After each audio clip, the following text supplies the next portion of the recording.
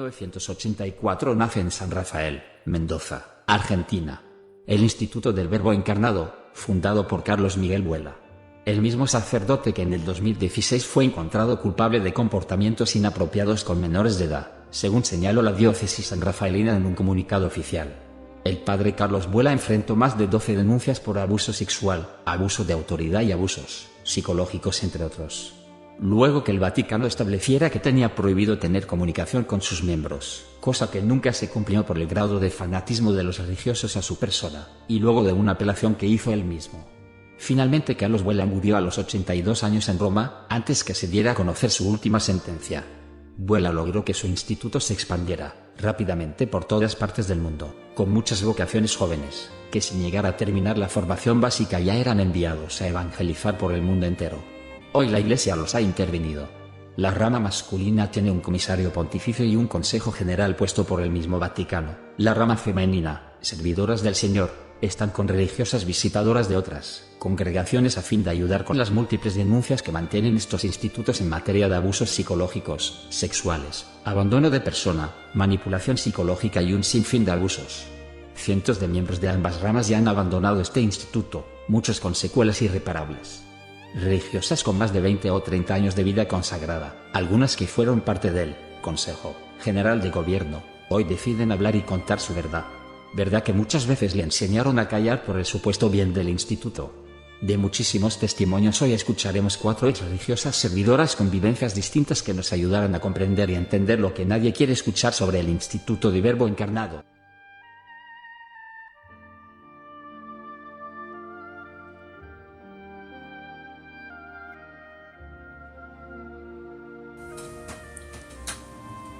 Fui religiosa del Instituto Servidoras del Señor y de la Virgen de Matará por 17 años, desde julio de 1994 hasta mayo de 2011.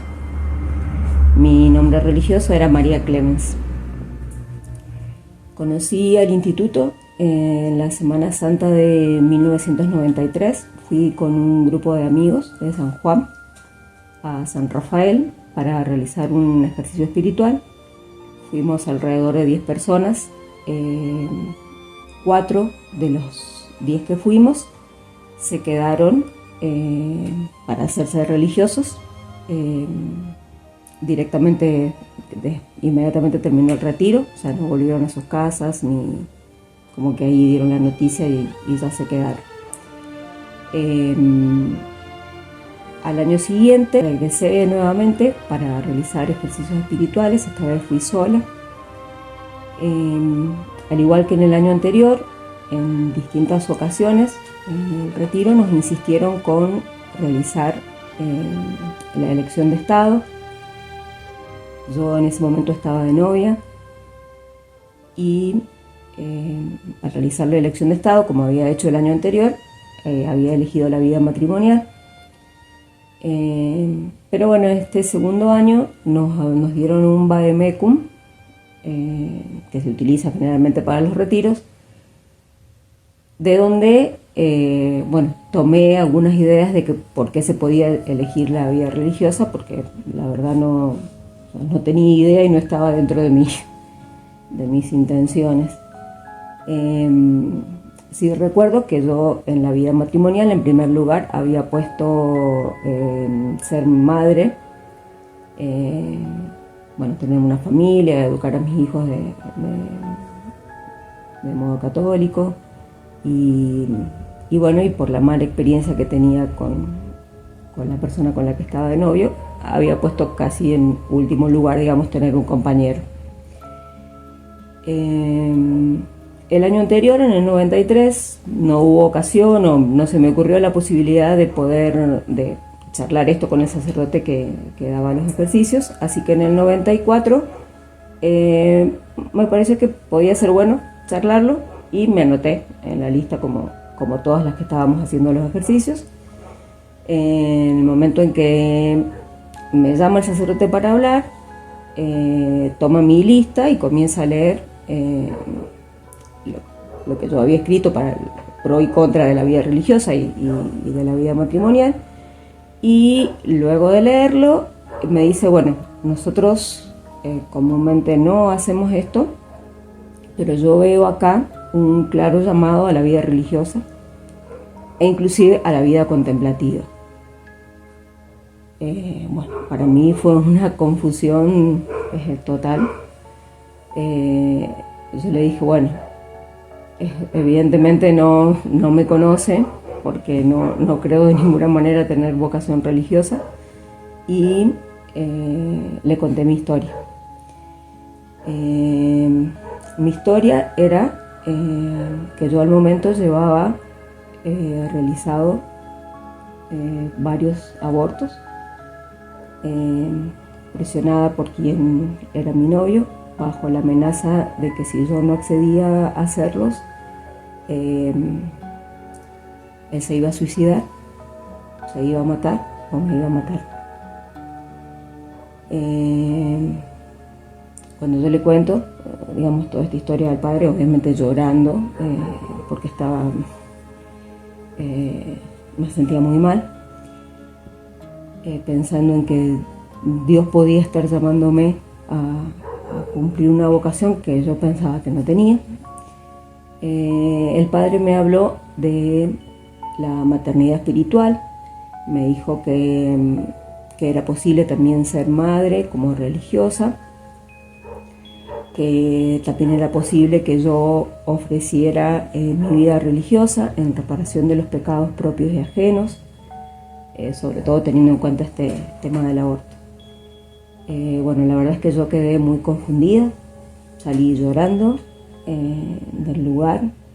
En el lugar había algunas amigas mías, o sea, de San Juan, que ya estaban de religiosas, a las que yo les confié esto que me había pasado, que a mí me resultaba súper extraño, y inmediatamente, digamos, la reacción de ellas fue como: wow, qué bueno que Dios te llama a la vida religiosa. Obviamente ellas, este tema de los abortos no lo sabía nadie, yo nunca jamás se lo había contado a nadie, ni en mi familia, ni amistades, ni nadie.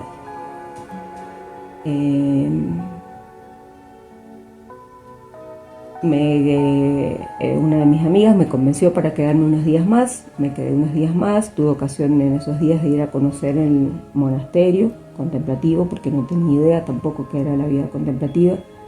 Solo puedo decir que estaba muy confundida. Regresé nuevamente a San Juan, le comenté a que era mi novio, digamos, esto que me había pasado.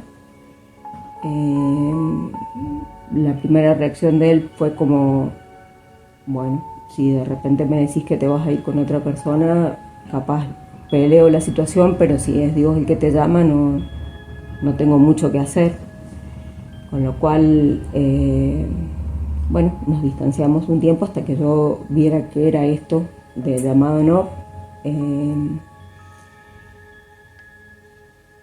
Parece que fuera algo obvio, pero es lógico que por la situación de vulnerabilidad que yo llevaba por los abortos, estaba muy confundida, estaba con depresión, llevaba mis estudios a medias, digamos, prácticamente cursaba solamente, rendía poco. Bueno, me había alejado bastante de mis amistades, de mis actividades, digamos, bueno, esta relación muy tormentosa, ¿no? A las semanas de estar separados, bueno, volvió nuevamente este novio a aparecer en escena, a buscarme por todos lados, e insistir con que si no volvíamos, se iba a matar.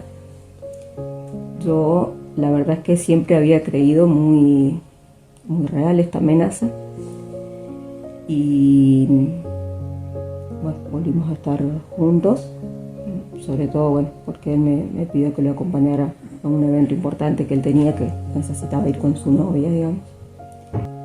Prometió que nos íbamos a casar pronto. Un mes después estaba embarazada nuevamente y amenazada otra vez de abortar. Como en algunas de las ocasiones anteriores,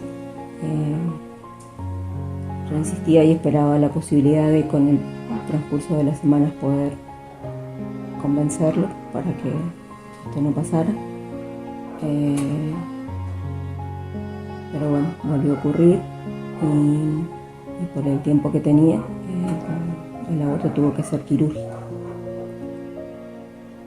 Yo había permanecido en contacto todo ese tiempo con uno de los sacerdotes del Verbo Encarnado, con quien había hecho la general en el retiro. Así que él estaba al tanto de lo que estaba pasando en mi vida. O sea, al momento de hacer la confesión le comenté lo que me había pasado con el otro padre acerca que me había hablado de la vocación religiosa. Yo esperando que una opinión distinta de él, pero bueno, insistió también con lo mismo. Él me llamó varias veces en esos meses y bueno, yo le iba contando todo lo que me había pasado, que había terminado, después había vuelto, nuevamente había quedado embarazada y estaba esta presión por abortar. Y cuando finalmente aborté, este padre me invitó a que fuera a San Rafael. Era cerca de las vacaciones de invierno de ese año, hacer nuevamente un ejercicio, como una semana, digamos, como de descanso, e invitarme para concretar la vida religiosa. Él arregló, yo fui esos días de visita y luego él arregló todo para que en 15, 20 días después de eso yo pudiera ingresar. Llegué a San Rafael para ingresar al noviciado el 30 de julio del 94 en la mañana. Durante el día bueno, recorrí con mis padres que me habían acompañado las distintas casas, los distintos lugares, y en la tarde, cuando ellos ya se fueron, en el momento de la adoración, lloré toda la adoración. Me sentía muy mal esa noche, la verdad es que no pude dormir. Al otro día, domingo, en la mañana teníamos misa y lo primero que hice fue, cuando llegó el capellán, hablar con él y decirle que me quería ir, que aunque acababa de llegar, me quería ir. No veía que la vida religiosa no era para mí. Le conté acerca de mi historia, como había hecho ya con era el tercero de los que hablaba durante ese año de los sacerdotes del Verbo Encarnado, y la respuesta de él fue que si me iba era una tentación del demonio, que lo mejor era permanecer, porque en caso de volver iba a volver a las mismas situaciones de antes, y que si yo había dado el paso de llegar hasta ahí ya era por algo, así que lo mejor era que me tranquilizara y que me quedara. Bueno, aunque parezca obvio, nuevamente insisto, mi situación era de extrema vulnerabilidad. A los 2 meses y medio que yo estaba en el noviciado, luego que el que había sido mi novio había intentado llamarme, había enviado cartas, había intentado comunicarse conmigo. Un viernes en la siesta me llaman y viene el que era mi director espiritual, que era el capitán del noviciado, y me dice que han llamado de San Juan para avisar que el chico que era mi novio se había suicidado, se ahorcó. Y Bueno, hasta el momento venía siendo difícil mi situación dentro del noviciado, pero esto pues disparó nuevamente toda esta angustia y el peso por el tema de los abortos, por la muerte de él, y la respuesta que obtuve, sea de mi director, sea de quien había sido el confesor cuando hice la confesión general en el ejercicio, sea el sacerdote que dio el ejercicio, fue que Dios era muy celoso de sus almas y que probablemente se lo había llevado a él porque me quería a mí como religiosa. Otra de las respuestas fue que por medio de la comunión de los santos, Dios podía haber salvado su vida por la entrega de la mía en la vida religiosa. Y bueno, que era claro que lo mejor era continuar en la vida religiosa en reparación por los pecados propios de ajenos. Así comencé mi vida religiosa, así permanecí durante 17 años. Creo que 2 o 3 veces al año planteaba la posibilidad de irme, que no podía vivir en la vida religiosa, que me daba cuenta que no era para mí. Y siempre las respuestas fueron: es tu cruz, ofrécelo, es la manera que tenés para llegar al cielo, salir es una tentación, vos sos buena religiosa y demás. Yo para mis últimos años en la vida religiosa los pasé en Medio Oriente. Estuve en distintas fundaciones, en Egipto, en Jordania. En Egipto viví en Alejandría, en el Cairo, en Jordania, en Tierra Santa. Y en el año 2010, cuando yo me encontraba en la comunidad del Cairo, llega a Egipto un médico, papá de religiosos en ese momento de la congregación, que era médico pediatra y orientador familiar, que había venido para hacer un voluntariado con su esposa y para ayudar algunos de los religiosos y religiosas con estos conflictos que teníamos. Dado que yo hacía poco había planteado nuevamente que me quería ir, mi director espiritual me propone que hable con este doctor. Yo, bueno, lo primero que digo es, otra vez, contar mi historia. Y me dice, bueno, mira, yo veo que llevas una mochila pesada, que yo estoy intentando ayudarte, pero bueno, no sé cómo más puedo ayudar. Sí, fíjate si hablas con él. Bueno, yo anteriormente había estado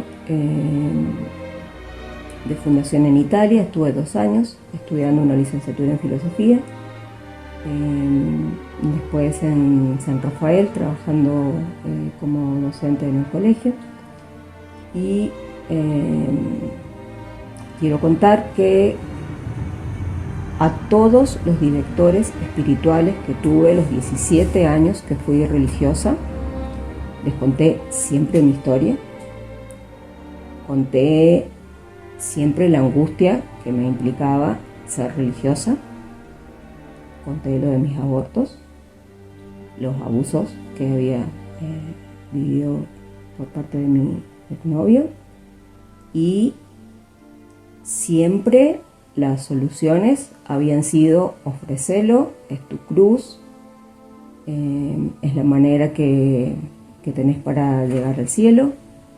Nunca ninguno de los sacerdotes a quienes yo le había contado mi historia me aconsejó ir a ver a un psicólogo o realizar un tratamiento o tratar de ver de qué manera yo podía mejorar o sanar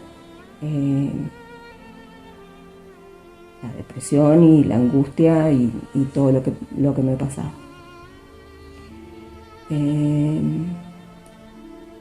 Cuando voy a hablar con este médico en Egipto, lo primero que me pregunta es: ¿y cómo fue que vos entraste a la vida religiosa? Entonces yo le cuento lo que conté anteriormente, que fui a hacer ejercicios, había elegido la vida matrimonial, pero al leer el sacerdote mi elección de estado, él había visto un llamado a la vida religiosa. Yo en el momento estaba muy confundida y pensando que las decisiones que había tomado por mi cuenta habían sido muy malas y que ahora ellos me aconsejaban esto, que podía ser que Dios me llamara a la vida religiosa y que, bueno, que fuera lo mejor para mi vida para poder estar mejor. Entonces que por eso había entrado, básicamente siguiendo los consejos de sacerdotes que uno entiende que son curas de almas, a quien yo les había confiado mi alma. Entonces él me escucha y luego de que me escucha me dice: entonces vos sos mamá. Bueno, fue para mí una bisagra en mi vida, porque en 17 años nunca nadie de los sacerdotes con los que yo había hablado, inclusive también le había contado al fundador en mi historia, una vez que tuve ocasión de hablar con él en Italia. Al hablar yo de mis abortos me habían hecho referencia a mis hijos. Entonces este médico me propuso hacer durante esa semana que él iba a estar ahí un tratamiento de acompañamiento post-aborto. Entre las primeras cosas que me propuso fue ponerle nombre a mis hijos y poder tratar de recuperar ese vínculo que se había roto por el aborto y bueno, comenzar a sentirme como madre de ellos y saber que ellos estaban en el cielo y que desde ahí me acompañaban.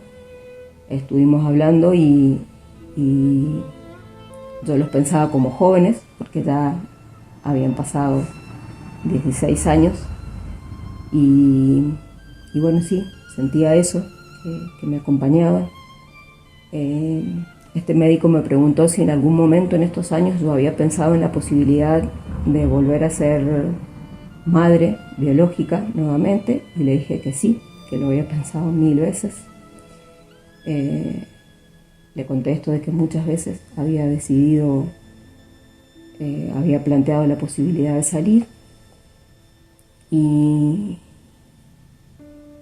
bueno, después de hablarlo con él durante esa semana de tratamiento intensivo, porque él tenía que volver a Argentina, decidí que iba a dejar el instituto, iba a dejar la vida religiosa como sea. Obviamente, apenas lo planteé, yo en ese momento estaba por entrar a la ciudad de Gaza. Íbamos a fundar una comunidad, yo iba de superiora. Planteé antes de entrar que no quería entrar, que necesitaba un tiempo para mí, para ver lo que estaba pasando en mi vida. Bueno, la superiora me dijo que este era un compromiso que ya estaba acordado con el patriarca, que no podíamos, digamos, esperar. El sacerdote que estaba en ese momento en Gaza, que pasó a ser mi director espiritual, sí me acompañó en esta búsqueda de ver qué era lo mejor para mí y de qué manera podía salir. Apenas tuve una ocasión, pedí volver a Argentina, justo pude viajar a raíz de que mi mamá estaba enferma, se me adelantaron las vacaciones y al único que le dije me voy y no voy a volver fue a este sacerdote. Llegué a Argentina, planteé que quería dejar la vida religiosa. Mis padres lo tomaron bien, obviamente les llamó la atención, más que nada después de 16, 17 años. La primera sensación fue como, bueno, está mal, está con depresión, seguramente haber estado en una ciudad que está en guerra no le hizo bien. Yo me encargué de aclarar que no era así, que no tenía nada que ver el lugar de misión.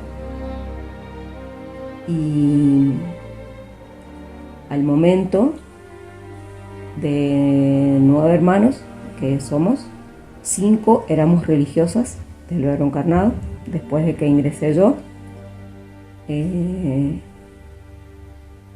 Al año siguiente ingresó una de mis hermanas al aspirantado, otra hermana a fin de año al noviciado, y bueno, unos años después entraron mis 2 hermanas menores también. Cuando yo les planteé a ellas que quería salir, obviamente, bueno, pensaron que estaba loca, y trataron, bueno, de convencerme de que no dejara la vida religiosa, que ese era mi llamado y demás. Pero bueno, estaba decidida a hacerlo.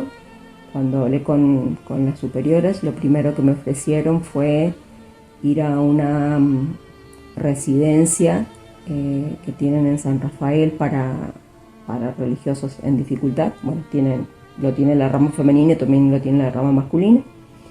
Me negué, ya conocía a varias personas que habían pasado por la residencia y que no la habían pasado bien.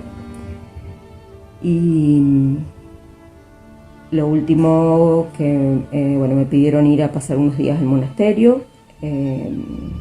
Accedí, estuve una semana y a la semana me presenté a la provincial y le dije: me voy a ir, si ustedes me quieren dar los papeles, bien, y si no, no me importa, me voy a ir igual.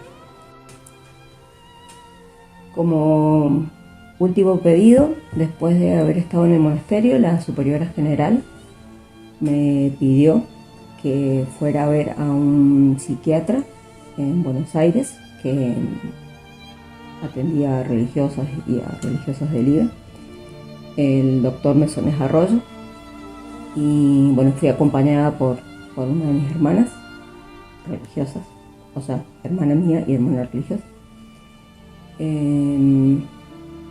Cuando entré, le conté mi historia, así como la he contado acá. Luego de relatar mi historia, el doctor me dijo que estaba en condiciones de poder tomar esta decisión, la de haber dejado la vida religiosa, que coincidía conmigo, y que el consejo que él me daba era que ahora me fuera y que fuera feliz.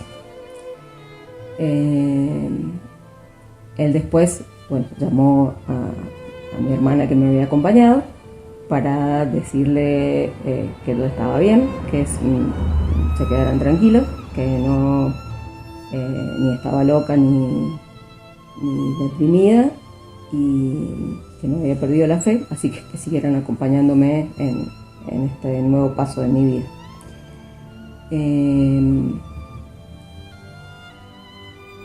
Luego tuve un arduo camino de sanación por parte de religiosos y religiosas del Verbo Encarnado. El vínculo, una vez que yo dejé el instituto, el vínculo se cortó. La verdad es que yo había dejado 17 años de mi vida ahí. Había dejado muchísimos amigas, amigos, gente muy querida, gente muy buena, que seguramente como yo y como tantos otros casos, ingresaron de buena fe y permanecen de buena fe. Pero bueno, en el instituto, una vez que uno se retira, pasa a ser como del bando contrario, digamos. Entonces, cuando la gente pregunta por alguien que da novena en la misión,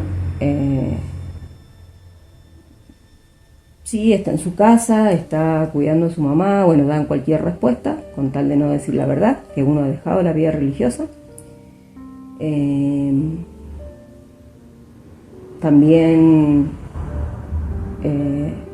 obviamente dejan de escribirte, de llamarte. En ese momento falleció, al poco tiempo falleció mi madre.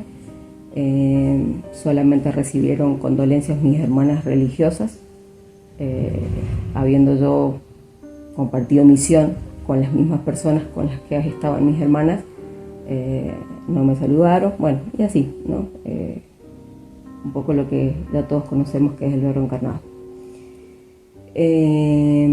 Gracias a Dios pude conocer otra iglesia y bueno, por medio del viñedo de Raquel, que es acompañamiento posaborto, pude realizar el duelo por mis hijos y darme la oportunidad nuevamente de que yo podía amar a alguien, de que alguien podía amarme a mí.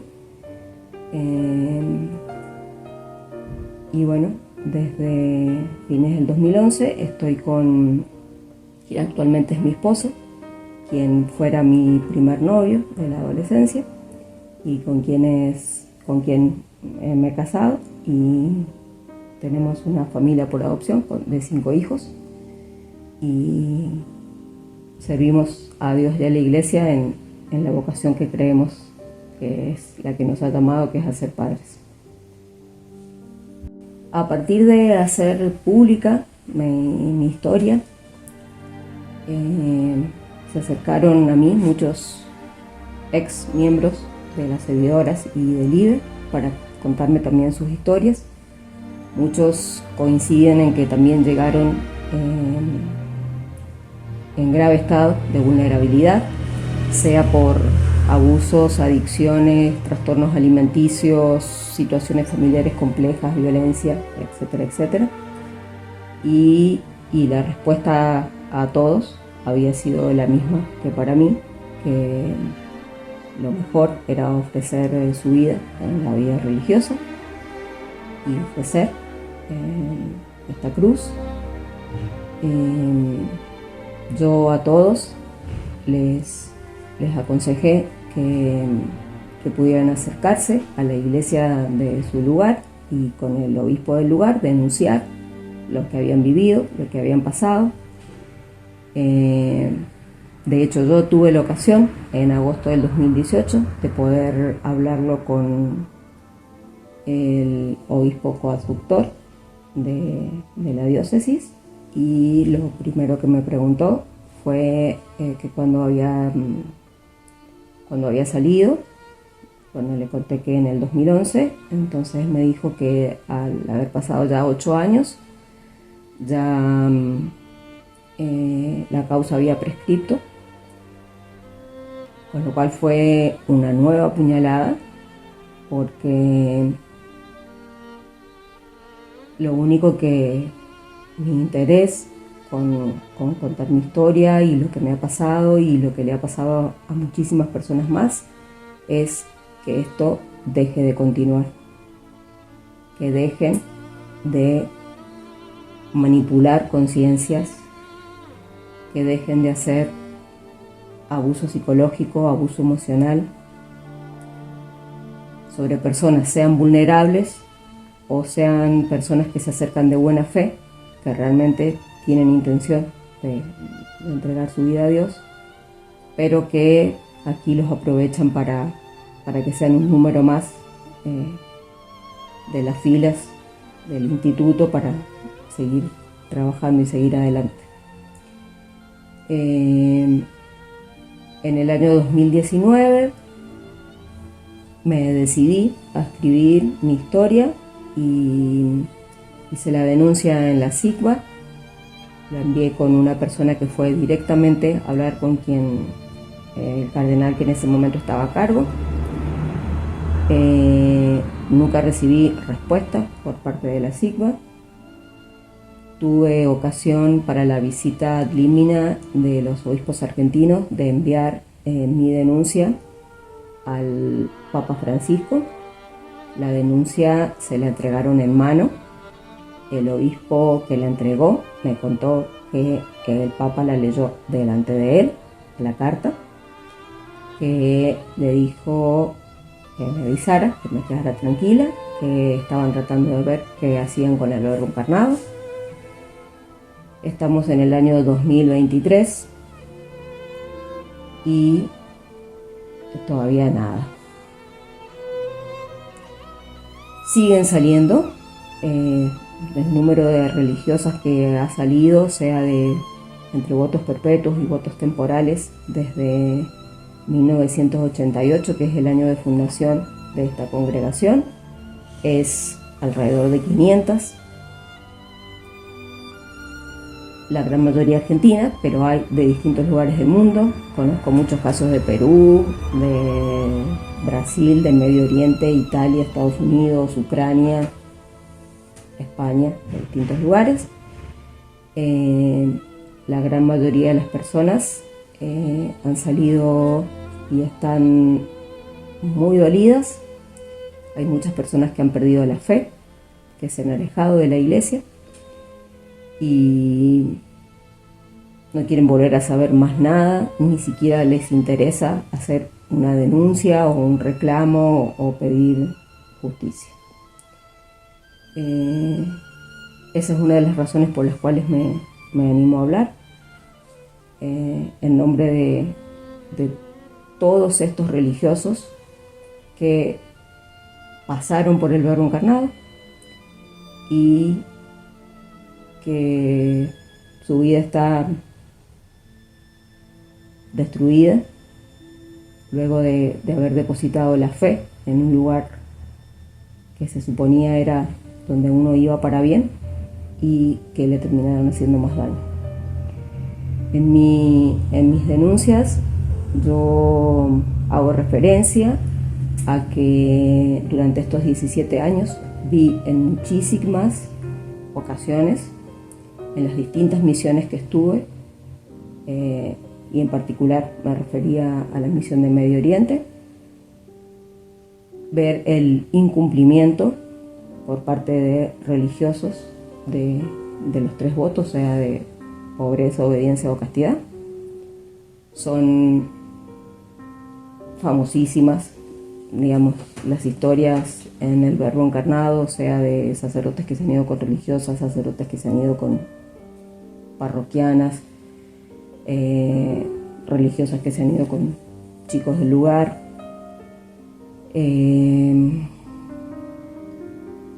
También he conocido abusos con respecto al tema del dinero, que se reciben donaciones para un fin, se utilizan para otro,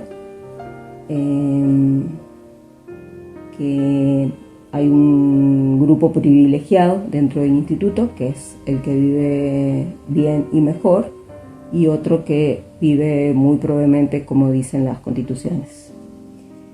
Y con respecto a la obediencia, bueno, más impresionante que todas las faltas que comete el IBE contra los mismos mandatos de la iglesia. Creo que digamos, no hace falta dar muchos más ejemplos. Conocí a lo largo de estos años a muchísimos casos difíciles. El caso de una religiosa que fue violada en Perú, el caso de una religiosa que fue abusada en Medio Oriente, casos de religiosas que terminaron muy enfermas psicológicamente y también físicamente, que la única manera de recuperarse fue dejando el instituto. Quiero contar que de las 5 que fuimos religiosas en mi familia, en este momento solamente queda una de mis hermanas adentro del instituto, que creo ciertamente es la única que tiene vocación religiosa, solo que han abusado ciertamente de su buena fe. Mi hermana continúa en el instituto y, siendo más joven que yo, tiene esclerosis múltiple. Es notable la cantidad de miembros que están enfermos, muy enfermos, miembros jóvenes y miembros jóvenes que han fallecido por cáncer o distintas enfermedades. Pero bueno, una vez que uno deja el instituto, desaparece como persona, como nombre, te desaparecen hasta el legajo, o sea, ya no existís. Ahora que hay interventoras, directamente nosotros, o sea, pasamos por ahí, por más que estuvimos 17, 20, 25 años, 22, uno ya no está, no fue. Espero que algún día se haga justicia, y confío que si no se hace justicia en este mundo va a haber una justicia divina que va a poner a cada quien en su lugar. Finalmente quiero destacar que en este testimonio me remití exclusivamente a detallar mi experiencia, pero quisiera dejar por sentado que fui testigo presencial del escandaloso incumplimiento de los votos de pobreza, obediencia y castidad de un gran número de consagrados de la familia religiosa del Verbo Encarnado. En conciencia debo decir que esos casos lamentablemente no son excepciones ni casos aislados, sino por el contrario es un patrón que se repite como un estilo propio de vida religiosa, adaptado a gusto y placer de cada uno. Estilo que poco tiene que ver con la teoría, por cierto, de los más estricta y rigurosa de sus constituciones. Espero que quien se esté planteando la posibilidad de la vida religiosa pueda encontrar un lugar sano donde pueda servir a Dios, que ciertamente no es este lugar.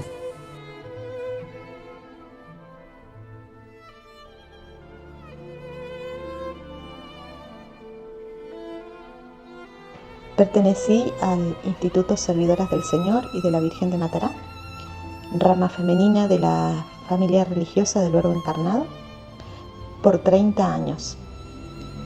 Ingresé en el instituto el 10 de mayo del año 1992.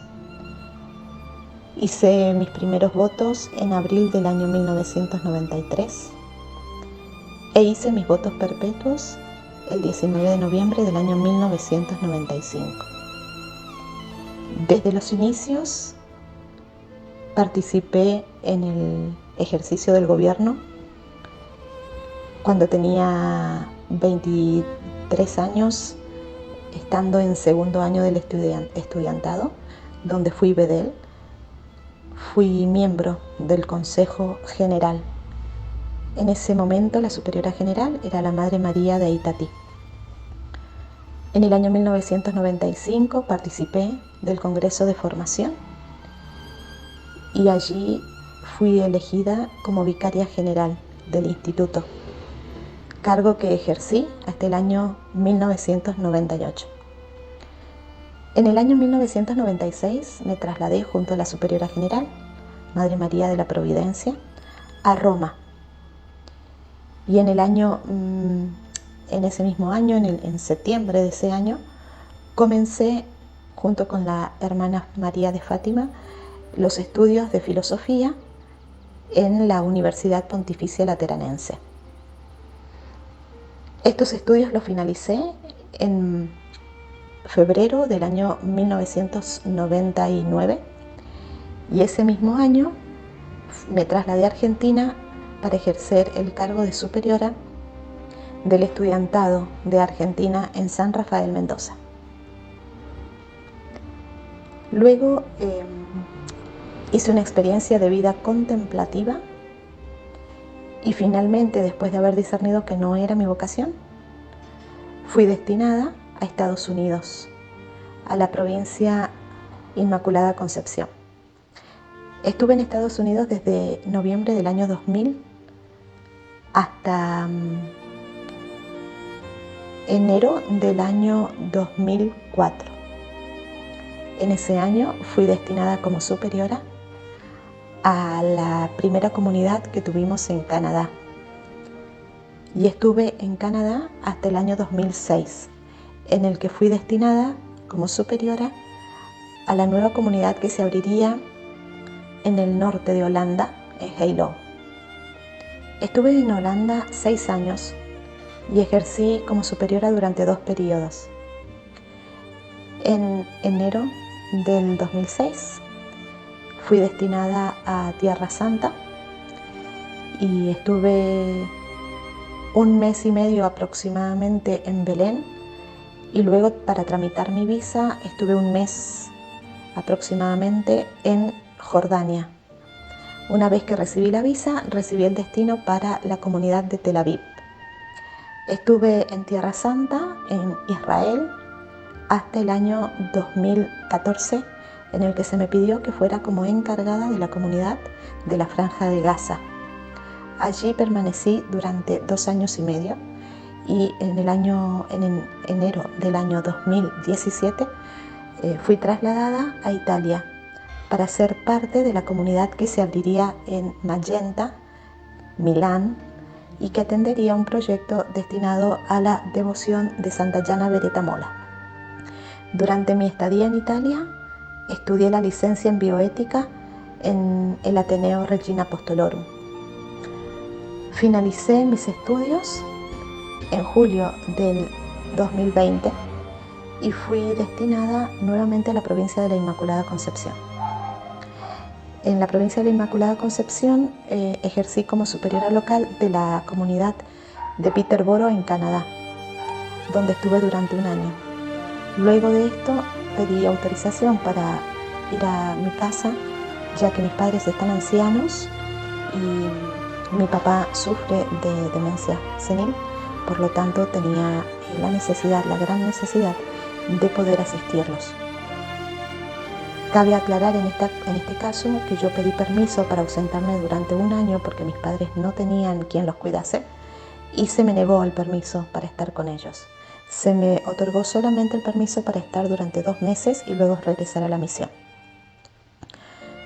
Finalmente, en noviembre del año 2022, pedí la dispensa de mis votos y salir del Instituto de las Servidoras del Señor y de la Virgen de Matará, luego de un periodo de varios meses de oración, discernimiento y también de investigación de la situación por la que estaba pasando el Instituto de las Servidoras y por otro lado consultando y discerniendo mi propia situación, que a continuación voy a relatar.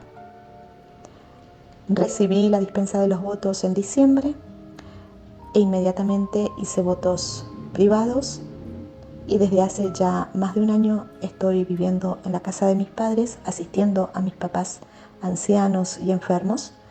Vivo como laica consagrada, ya que mi vocación en ningún momento ha sufrido detrimento de todo lo que me ha pasado y desde ese momento lo que yo más busco es poder dar a conocer a las personas de buena voluntad algunas de las cosas que están pasando en la familia del Verbo Encarnado, que se ocultan, que se niegan y que tanto mal le están haciendo a tantas personas.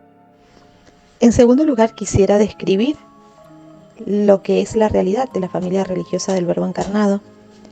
Fue fundada en Argentina, en San Rafael, por el padre Carlos Miguel Vuela.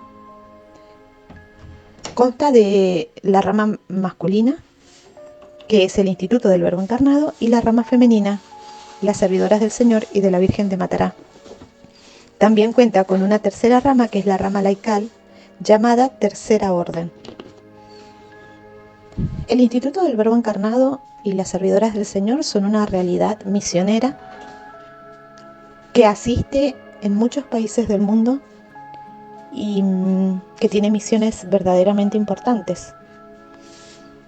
Puedo decir con toda honestidad que he conocido a muchos religiosos de gran generosidad que se entregan en cuerpo y alma a la evangelización, incluso yendo a lugares peligrosos en donde no dudan en permanecer para ayudar a las personas.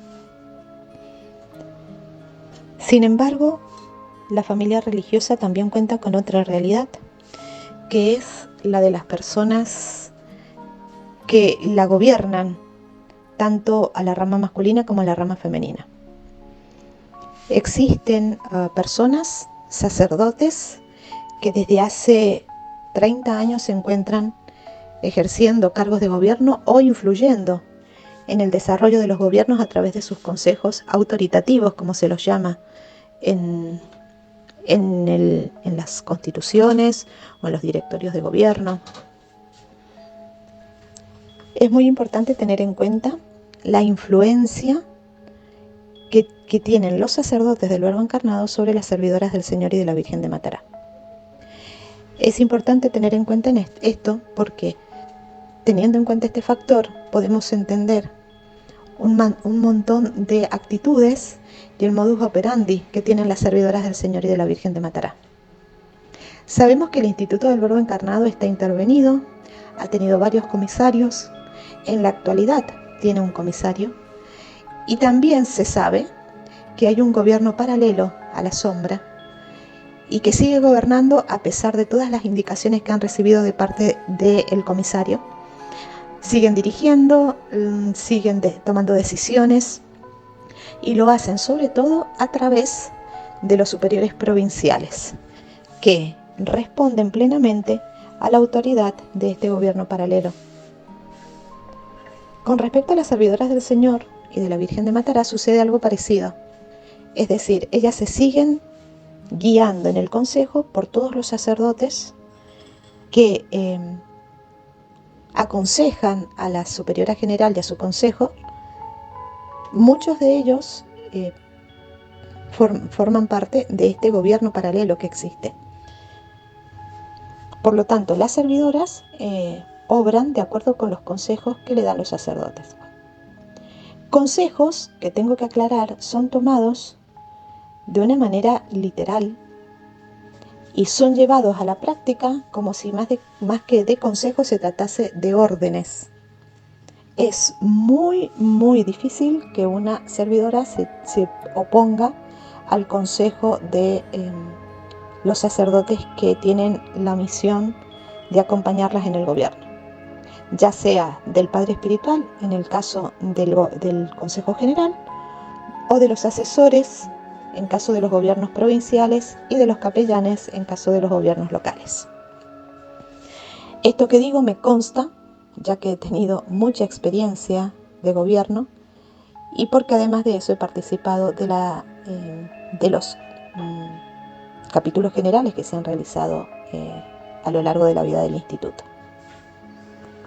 Esta influencia, esta interrelación que existe, que aunque ellos nieguen que es una relación de obediencia, en la práctica es así, fue querida ya por el fundador y establecida en las constituciones.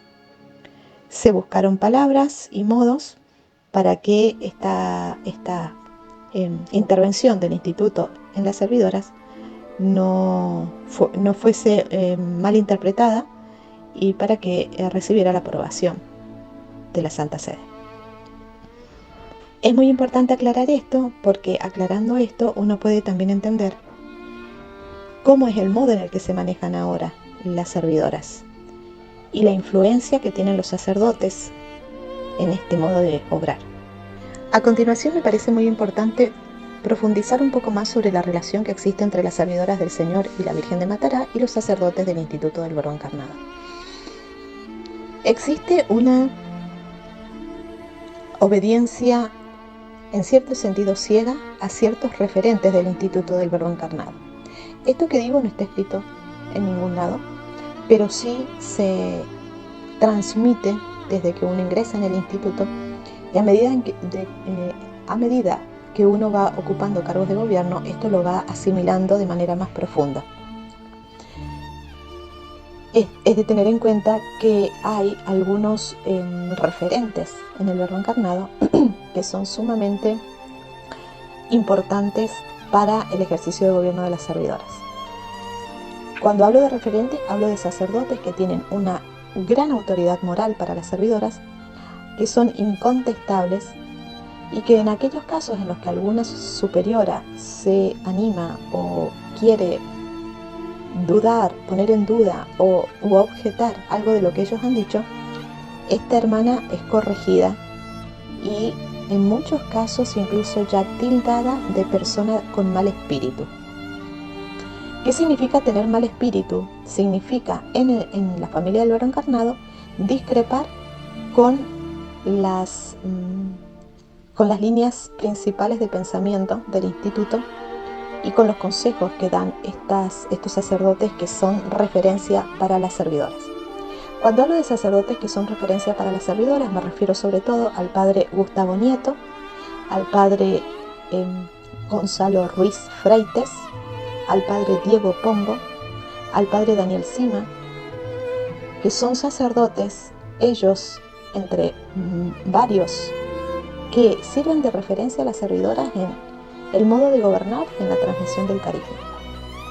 No quiero dejar de nombrar también, porque me parece importante, al padre Miguel Ángel Fuentes, que es el teólogo consultor de la congregación y que es a quien se le consultan todos los casos de moral más importantes, e incluso ese sacerdote que tiene la autoridad para censurar un libro, para impedir o aconsejar que un libro no se lea, como ha sucedido ya, y de lo cual yo tengo pruebas. Por lo tanto, cuando este sacerdote dice que algo no está bien, hay que pensar que no está bien. Y cuando él dice que está mal, hay que pensar que está mal. Este modo de obrar que se ha ido imponiendo en la familia del Verbo Encarnado es sumamente pernicioso, ya que quita a las servidoras la capacidad de aprender a discernir lo que está bien y lo que está mal, e incluso de tomar decisiones responsables de frente a distintas circunstancias o problemas. Todo esto que yo digo probablemente se niegue, porque es el modo también de obrar del Instituto del Verbo Encarnado y de las servidoras. Por eso nos parece importante dar a conocer esto, que no es la opinión de una persona, sino que son cientos las ex servidoras y muchas servidoras que en este momento piensan así. Sin mencionar todos los sacerdotes que han dejado el Instituto del Verbo Encarnado y que también han visto las mismas falencias. Este modo de obrar es un modo sectario, ya que se corta la libertad para poder razonar y tomar decisiones responsables. A lo largo de estos años he visto yo muchos casos de accionar sectario en la familia del Verbo Encarnado. Cuando hay una hermana que no piensa como piensan las superioras, como se piensa en general, esa hermana es marcada y se le advierte a las demás de que esa hermana no está bien.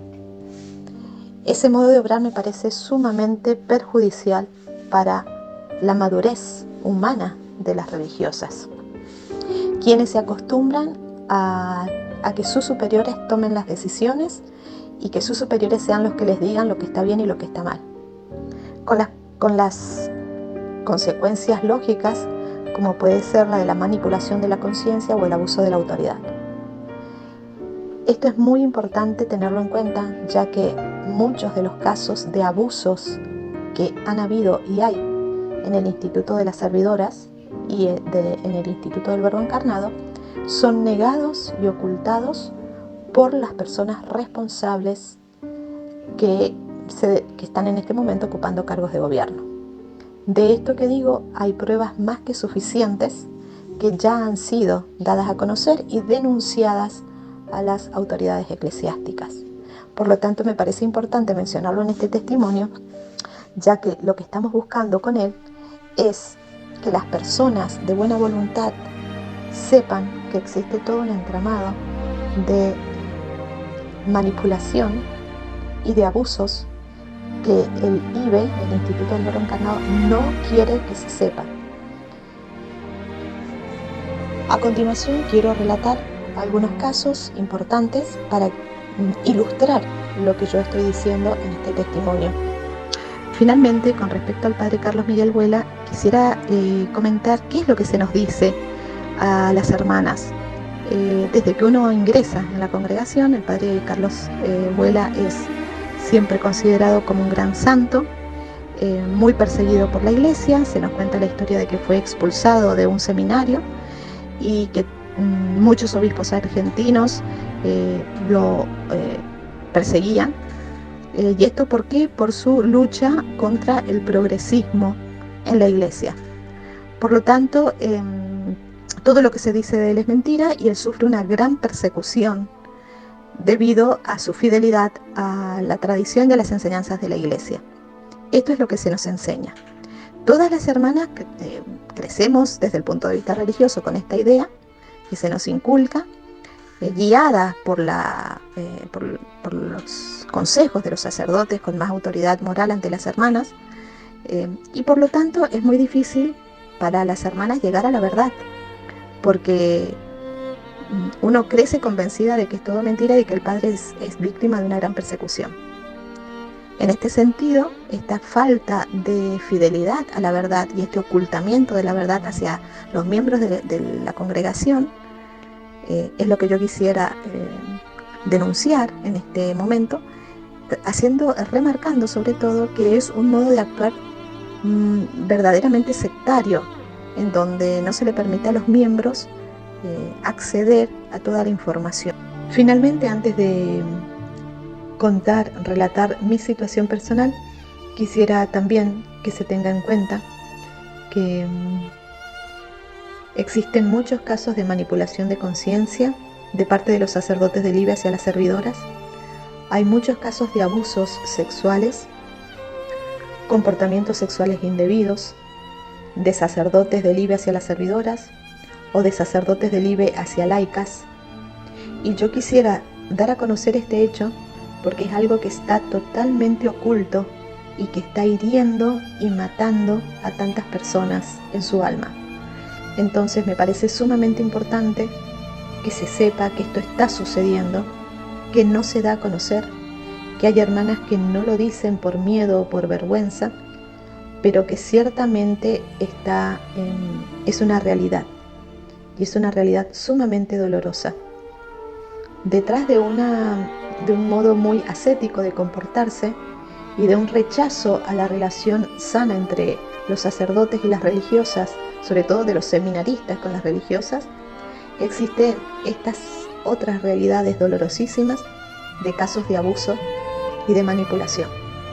Me parece muy importante, lo queremos dar a conocer para que la Santa Sede intervenga y ponga fin a todo esto.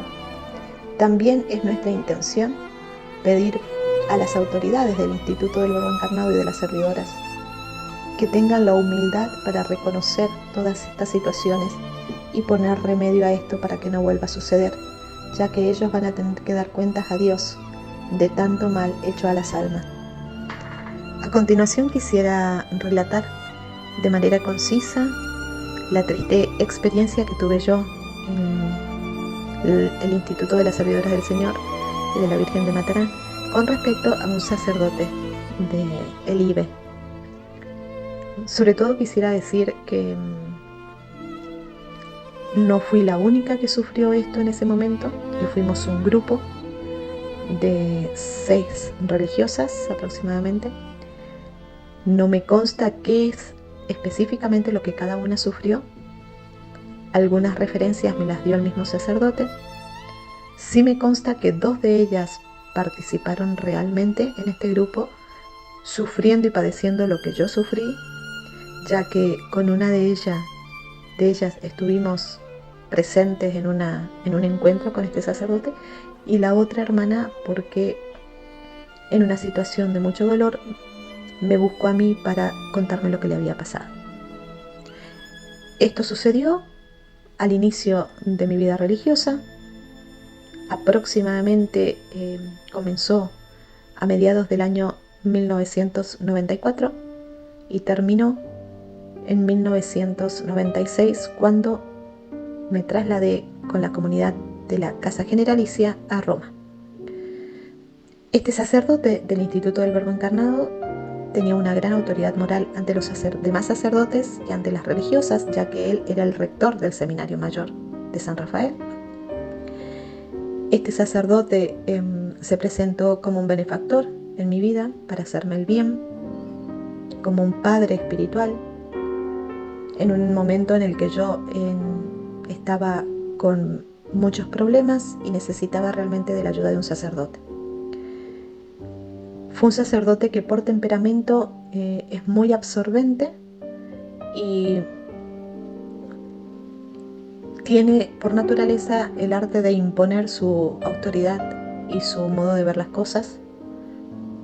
Por lo tanto, hizo uso de ese tipo de características y en mi caso concreto realmente hizo un abuso terrible de su autoridad sobre mí. Manipuló gravemente mi conciencia, obligándome a ver como bueno lo que era malo, incluso con situaciones en las que yo misma objetaba y en las que él, de una manera autoritaria y violenta, me obligaba a pensar lo contrario. Por supuesto que todo comenzó de una manera muy sutil, pero poco a poco este sacerdote fue aprovechándose más de su autoridad para hacernos daño y hacerme daño a mí, con un comportamiento sexual sumamente indebido y perjudicial para mi alma y para mi salud psíquica. Este sacerdote nos mostraba la situación como venida del cielo, ya que decía que una de las religiosas tenía visiones de la Virgen. También decía que todo lo que él nos lo hacía porque era nuestro padre o porque la Virgen lo quería así.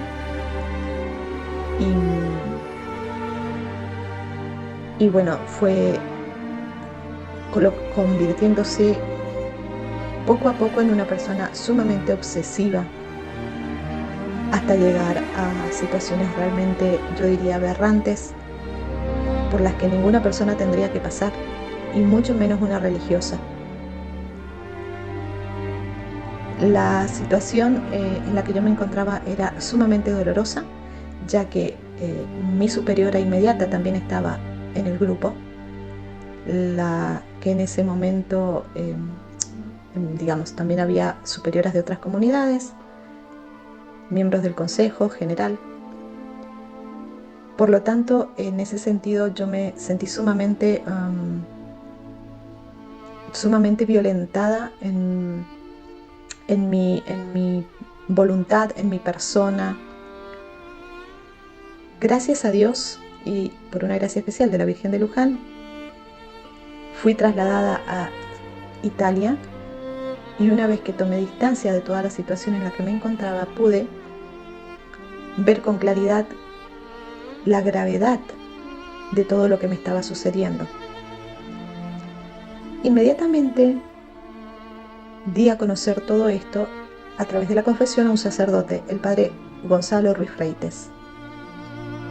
Este sacerdote admitió claramente que la situación era muy grave. Me dijo que lo iba a dar a conocer al fundador, padre Carlos Miguel Vuela, y así lo hizo. Me hicieron escribir todo lo que me había pasado, y el único consejo que recibí del padre Gonzalo Ruiz Freites en ese momento fue el de olvidarme de todo, olvidar a este sacerdote y ni siquiera rezar por él, y que era lo mejor que yo podía hacer. Nunca me ayudaron a ver que lo que a mí me había pasado había sido una situación realmente de abuso, de autoridad psicológico, de comportamiento sexual indebido, etc., sino que cargaron sobre mi conciencia toda la responsabilidad. De tal manera que al año siguiente, en el año 1997, cuando el padre Carlos Vuela viajó a Italia, me entrevisté con él, le conté a él todo lo que me había pasado y el padre Carlos realmente se enojó muchísimo conmigo y de hecho desde ese momento cambió su actitud hacia mí. También me comunicó el padre Gonzalo Ruiz Freites que no iba a poder volver a ocupar un cargo de gobierno, ya que con lo que yo había hecho no podía. En un par de ocasiones, varios años después, manifesté nuevamente mi preocupación porque este sacerdote, si bien en su momento fue sacado como rector del seminario mayor, seguía en contacto con religiosas y trabajando en algunas casas de formación. Y yo tenía miedo de que él siguiera haciéndole daño a otras religiosas. Sin embargo, el padre Gonzalo Ruiz me tranquilizó diciéndome que no me preocupara, que todo estaba bien, que este padre se había arrepentido. Una vez más volvió a manifestar mi preocupación hace aproximadamente 5 años, pero nunca tuvo cabida la posibilidad de admitir de que lo que este sacerdote había hecho era realmente abusar de su autoridad y provocar una terrible manipulación de conciencia, subyugación de las hermanas.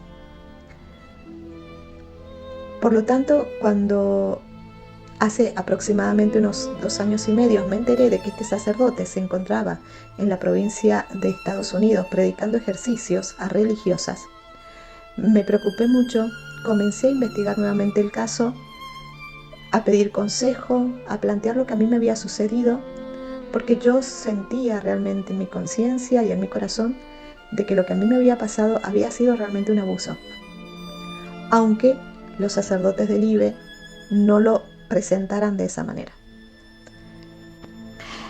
Finalmente me quiero dirigir a los responsables del Dicasterio para el Clero y quiero pedirles a ellos a través de este último mensaje que realicen una investigación cuidadosa sobre estos hechos, sobre la persona de este sacerdote, el padre José María Corbel, para que puedan evitarse situaciones del mismo género en el futuro. Durante 28 años esta situación fue tapada, fue silenciada y me temo que pueda haber otras víctimas que hayan sufrido lo mismo y que también hayan sido silenciadas. No es fácil manifestarse, hablar públicamente, pero en este caso mi único deseo es que el sacerdote sea alejado de su ejercicio, investigado y en caso de que sea comprobado, que reciba toda la ayuda necesaria para que en el futuro no vuelvan a suceder este tipo de situaciones tan tristes que lo único que hacen es ensuciar el rostro de nuestra Santa Madre Iglesia y dañar a tantas personas que después quedan olvidadas y en cierto sentido abandonadas a lo largo del camino. Muchísimas gracias y encomiendo toda esta labor de información y publicación de todos estos hechos a nuestra Madre Santísima.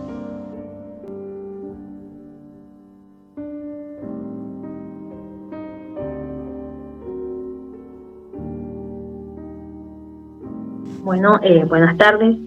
Yo quería contar parte de mi experiencia como religiosa en las Servidoras del Señor y la Virgen de Matará.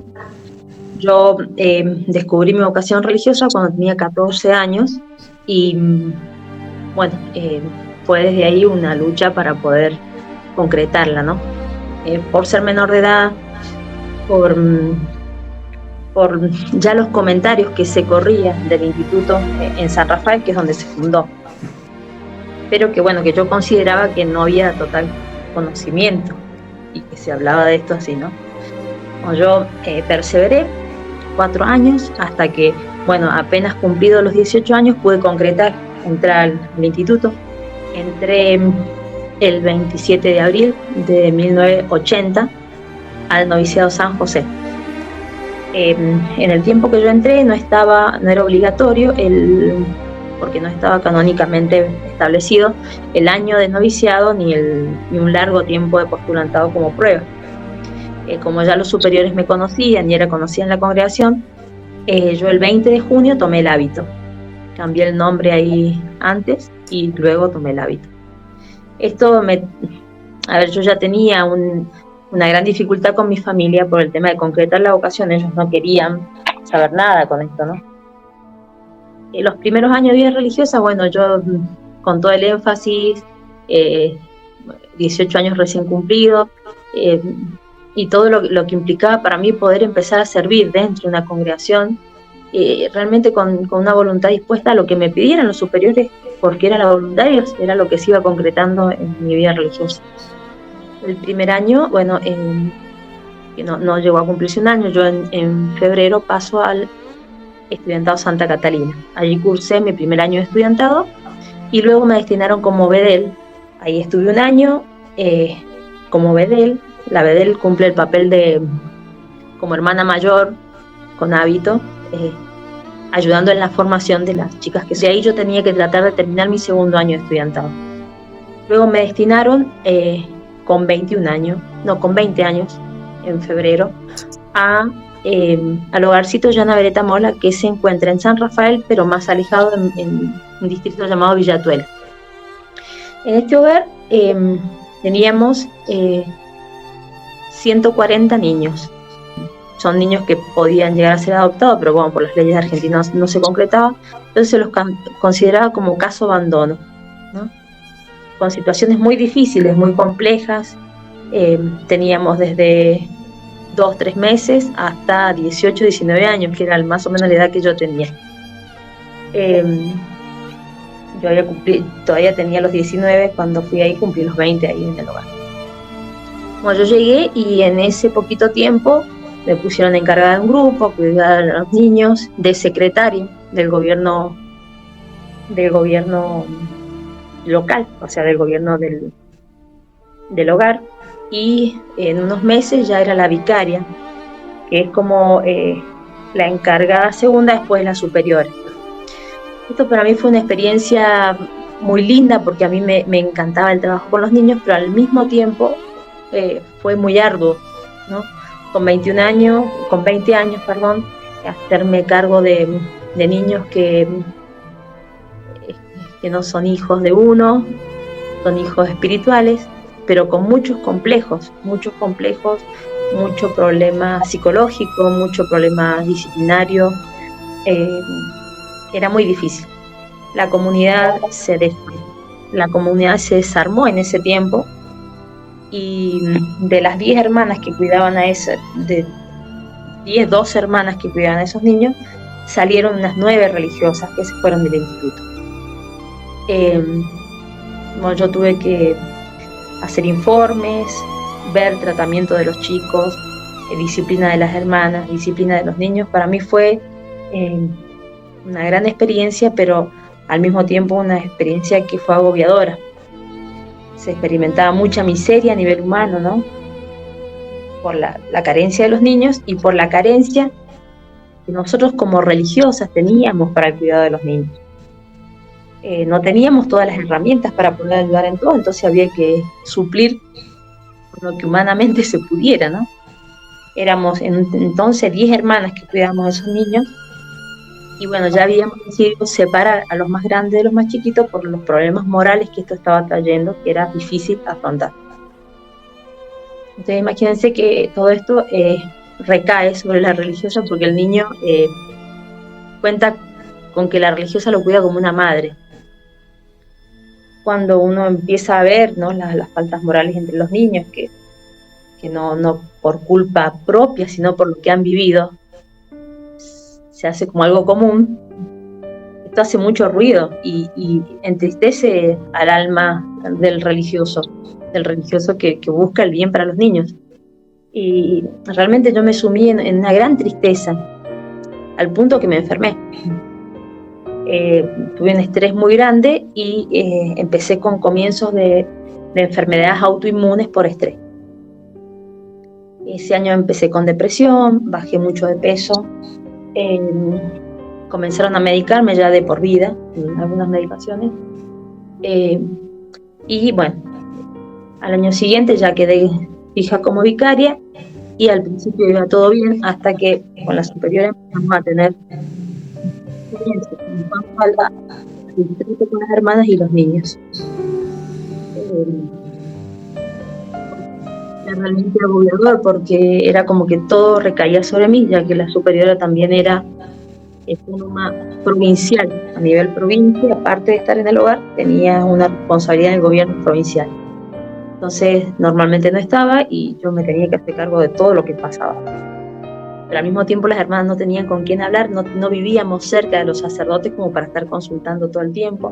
Es más, no teníamos comunicación telefónica, ni nada, ni WhatsApp, ni internet, ni computadora para mandar un mail como para pedir ayuda, ¿no? Entonces esto realmente para mí era una carga pesada por no tener los medios. De esto hablé infinitas veces con los superiores. Hablé antes de ser secretaria, por lo cual después creo que los mismos superiores mayores vieron de que yo tuviera un lugar más en gobierno del hogar, y definitivamente me dejan de vicaria. Pero bueno, era todo el tiempo una recriminación de que todo lo que pasara por mi culpa, era todo el tiempo una discusión, era todo el tiempo tratar de mediar entre los niños y los superiores y la superiora, los niños y las hermanas y la superiora, teniendo problemas fuertes de discusión de horas, ¿no? Mis diálogos con la superiora eran en su habitación, bajo llave, hasta que ella terminara de decirme que yo estaba mal, que no hacía bien la dirección espiritual. Bueno, esto se llama manipulación de la conciencia, ¿sí? Todo lo que pasa en la comunidad de Malo es un problema que está en tu cabeza. Eso a mí me llevó a un extremo de salud que realmente era muy visible, ¿no? Ya otros religiosos me decían de cómo estaba con el peso, cómo estaba de triste. Bajé mucho de peso y hablé con todos los superiores que tenía que hablar, con el capellán de la comunidad, con mi director espiritual, con los superiores en Roma, con el fundador, con el padre Vuela. Hablé con el capellán de la comunidad, que lo dije recién, y con la provincial. A lo cual la respuesta que recibí al final de todo esto fue como yo tenía que soportar todo esto, porque bueno, era o soportar esto o pedir un cambio. Yo me resigné a eso y dije, bueno, yo voy a hacer una cosa, si lo mío se ve como queja, no me quejo más. Y que pase lo que tenga que pasar, pero hay cosas que yo en conciencia a Dios se las tengo que responder. Hasta que un día llegó la provincial, me dio de destino volver a Santa Catalina, y me destinó nuevamente a Santa Catalina. Para mí esto fue muy doloroso porque el trabajo con los niños era realmente hermoso, y lo agobiante no era de parte de los niños, sino de parte del sistema que había en el hogar para trabajar con los niños. Yo ahí ya fui a hablar con una psicóloga, lo cual la psicóloga me respondió que ella no veía el problema en mí, porque toda la charla había sido sobre un tercero y porque ella también iba a asistir al hogar y conocía el hogar como era. Entonces me dijo, a mí me parece que no sos vos el problema. Y fui con esta respuesta a la provincial y me dijo, bueno, sí, yo creía lo mismo, te podés ir de vacaciones. Ese año fue un año de prueba en el estudiantado. Yo en septiembre me enfermo, me descubren un tumor, recuperarme porque tienen que sacarme un ovario para sacar el tumor. Entonces allí empiezo como una depresión, ¿no? Más fuerte, más pronunciada. Pero bueno, era como a nivel físico y el alma, ¿no? Era como un bloqueo y una tristeza que que yo quería seguir haciendo el esfuerzo de solucionar en mi cabeza porque era mi problema. Hablé también nuevamente con superiores, con provinciales, con superiores mayores de Roma. Siempre que hablo de los superiores mayores de Roma es con la superiora general, ¿no? En ese tiempo la Madre Anima Christi. Madre Anima Christi, en ese tiempo, ella siempre había sido muy allegada a tratar de escucharme, ¿no? Ella me dijo: mira, yo te pido perdón por todo lo que has pasado. Fue la única superiora que me pidió disculpas. Te pido perdón por todo lo que has pasado y te prometo que nunca más, y ahí era mi nombre religiosa, vas a estar sometida bajo estas mismas superiores. Lo cual para mí fue como dejar las cosas y las respuestas a Dios y al tiempo. Iba a dar una solución. Apenas recuperada mi operación, me destinan al hogar de adolescentes que teníamos en San Rafael, que era parte de ese hogar de Villatuel, de niños. Las chicas adolescentes las enviamos a un anexo, que era en ese momento, del hogar a San Rafael, para que estudiaran en el colegio nuestro de Isabel la Católica. Bueno, yo empecé ahí, una superiora joven también, apenas un año mayor que yo de vida religiosa, con mucho carácter. Apenas llego, lo primero que me dice: vos acá no vas a mandar a nadie. Acá vos no sos vicaria, no sos... Le digo: sí, no, madre, yo vengo a ayudarte, no vengo a ocupar puestos, no. Me dice: así que vos acá no decidís, acá obedeces. Bueno, ya entrando con esa disposición, yo me dispuse a ayudar en lo que ella quisiera. En esa casa tenía múltiples oficios.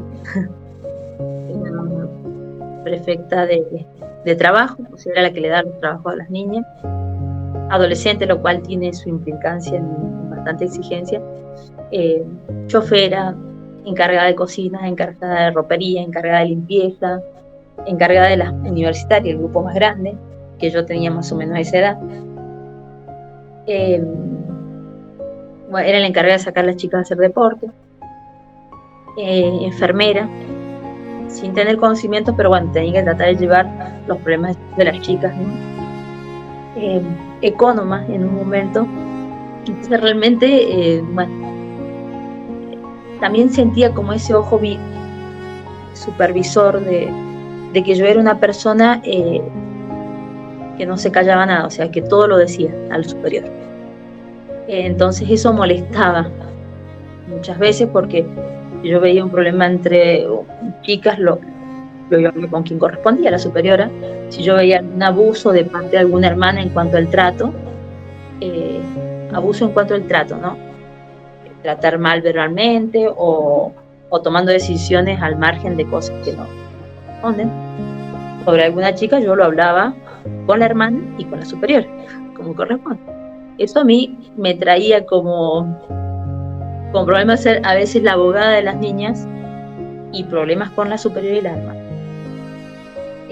Pero bueno, inclusive comentándolo con el capellán, que era el mismo que habíamos tenido en el hogarcito, me dijo: bueno, pero está bueno que haya una hermana que abogue por las niñas, si no son durísimas en las decisiones que toma con las chicas. Pero eso, bueno, me llevó a mí a estar siempre a contrapelo. En un momento yo me siento físicamente muy agobiada y pido empezar un tratamiento psicológico, porque sentí que mi cuerpo no me respondía, no sentía fuerza, tenía muchas ganas de hacer cosas y no tenía fuerza, me costaba levantarme en la mañana, me costaba comer.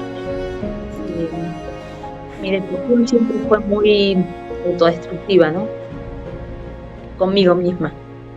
Yo creo que me exigí, uno cuando es joven corre este riesgo, por el deseo de servir a Dios en todo, se excede en las penitencias, se excede en exigirle al cuerpo, a la vida espiritual, a la vida psicológica. Si duele algo, no importa, yo tengo que dar lo máximo. Si estoy cansada, no importa, yo tengo que dar lo máximo.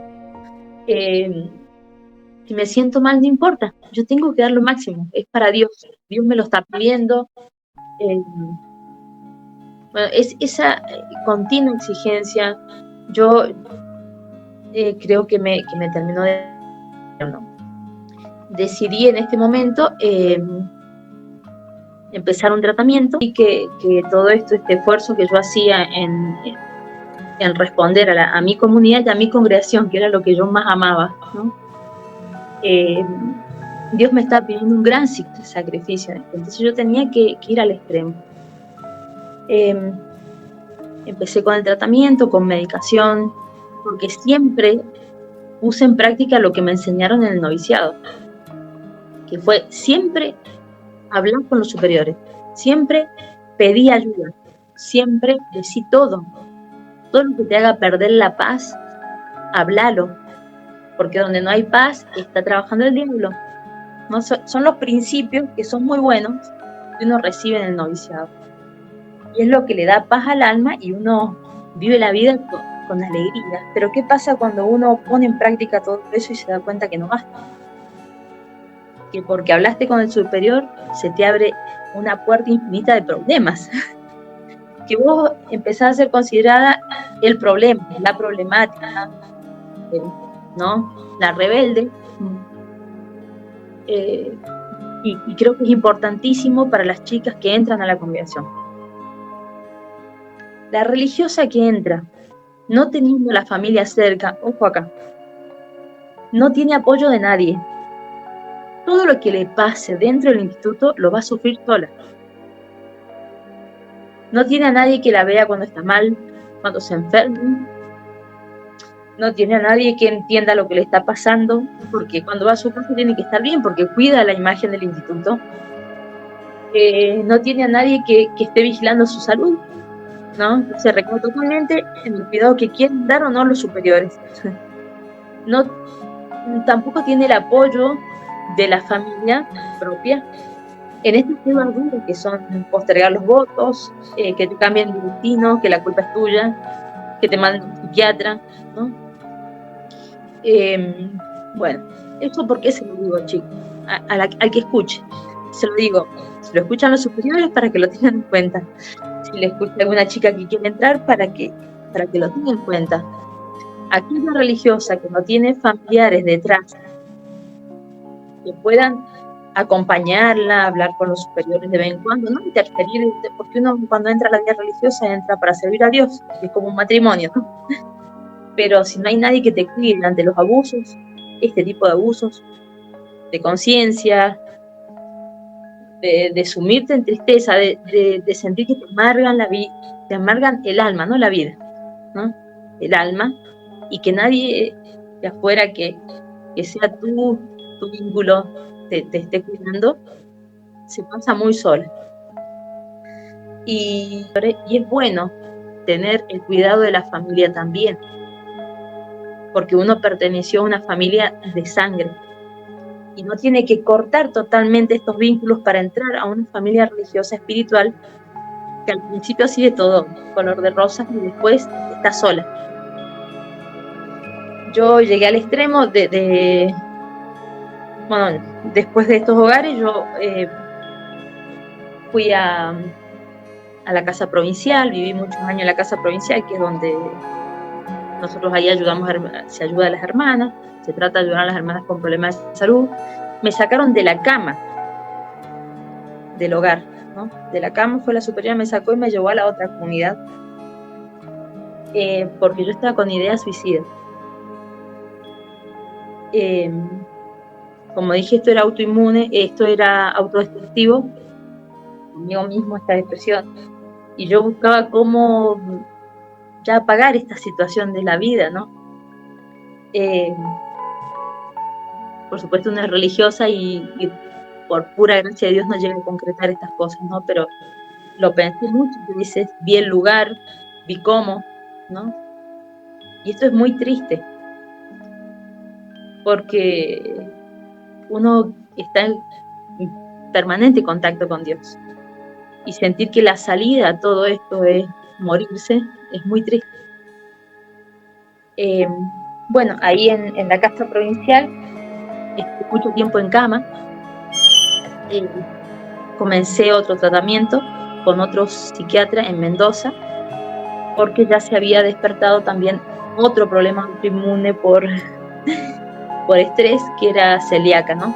El primer problema autoinmune es un hipertiroidismo de Hashimoto, que es a nivel hormonal, y luego por una mala medicación, que bueno, era más cara la que yo tenía que tomar, y por no poder comprar esa, tomamos una más barata, porque les negamos a ellos los derechos que tienen, ¿sí? Derechos a saber si su hijo está bien, dónde está su hijo, por qué lo mandaron por tal y tal lado, qué está pasando. Y no es contar los problemas de la congregación, ¿no? Es dar sinceramente y sencillamente por qué momentos yo me voy, no van a mandar tanto tiempo al alvear a descansar, ¿no? O me van a mandar para allá porque quieren, bueno, tal cosa. Pero yo estoy bien, mamá, quédate tranquilo. Uno a veces se guarda todo eso para no hacer sufrir más a la familia que sufre, porque un hijo sirve como religioso y no entiende muchas cosas. Tenemos que saber, todo el que van atrás tiene que saber, que el religioso se compromete por votos, pero no es la familia la que tiene el voto de pobreza, de castidad y de obediencia. No podemos exigirle a nuestros padres que obedezcan, que no pregunten, y que me vean así, bueno, no tengo plata para hacer el tratamiento, porque soy pobre. Ellos no tienen votos, los votos los hacemos nosotros. En eso hay que tener caridad con nuestros padres y con nosotros mismos tenemos que tener caridad. Sí. Bueno, cuando una religiosa ve que está enferma, digamos, y los superiores ya lo han notado hace rato, porque yo venía con medicación por depresión hacía rato, pero yo me acuerdo que en esa época pedí hacer un tratamiento con una psicóloga de Mendoza, y bueno, me dijeron que en ese momento no se podía, pero después de unos meses se fundó en San Rafael la casa, la residencia. ¿En qué consistía la residencia? Eran 3 meses de aislamiento, tipo retiro espiritual, una cosa así, pero en el que nosotros teníamos una vida común entre varias hermanas con problemas, éramos 5 en el primer grupo. El instituto alquiló una cabaña, me acuerdo, para eso, y nosotros estábamos ahí aisladas de todo, nadie nos podía visitar, nosotros tampoco podíamos ir a actividades del instituto, porque la idea era sacarnos y que nosotros tomáramos nuestro tiempo para pensar, rezar y ver en muchos casos cómo llevar la enfermedad dentro de la vida religiosa. Esa casa es la residencia Sor Faustina Cobalja. Yo creo que tuve la suerte que cuando empezó era el primer grupo, entonces nadie tenía como en claro o nadie sabía el saber ese, de hecho yo la tengo clara y sé cómo llevarlo, nadie sabía eso, cómo llevar esa residencia, solamente el padre Fuente, que era el que coordinaba todo, ¿no? Él nos daba charlas semanales y teníamos un grupo de terapeutas. Ese grupo de terapeutas lo elige el instituto. Normalmente los que teníamos ahí son papás de religiosos que son médicos. Estaba el doctor Randle, que él es médico neurólogo infantil. Él hablaba con nosotros les contábamos nuestros problemas y él tenía como el fin de ver la medicación que tomábamos. Después estaba la psicóloga, que era la psicóloga que hacía el tipo de tratamiento que yo había pedido hacer hace un año antes, hacía terapia simbólica, que es la señora Rosana Di Stefani, que también es mamá de religiosos del instituto, tiene 2 hijas religiosas. Y después teníamos, bueno, una profesora para hacer actividad física. El programa tenía mucha parte intelectual y trabajo manual, ¿no? Pero bueno, aquí, ¿qué marco con esto, no? Yo ahí empecé mi tratamiento psicológico con la primer psicóloga. Me habían visto los psiquiatras y nunca una psicóloga. Y esto, ahora me doy cuenta, yo empecé y realmente con muchos frutos, me ayudó mucho.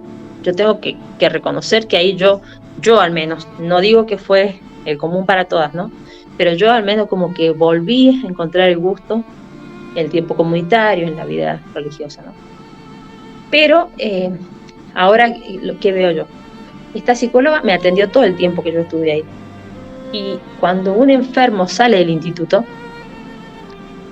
una de las cosas que más les cuesta es seguir teniendo el apoyo y la ayuda de esa gente, de esta gente profesional, inclusive que te han ayudado dentro del instituto. ¿Por qué? Porque están en íntima relación con el instituto. Y si bien, por ejemplo, Roxana, que era la psicóloga, veía todo, es más, ella me decía, y ahora va a pasar esto, y fíjate lo que hicieron acá, o fíjate acá, o te van a ayudar los primeros meses, después te van a dejar. Ella inclusive como percibía lo que me estaba pasando, ¿no?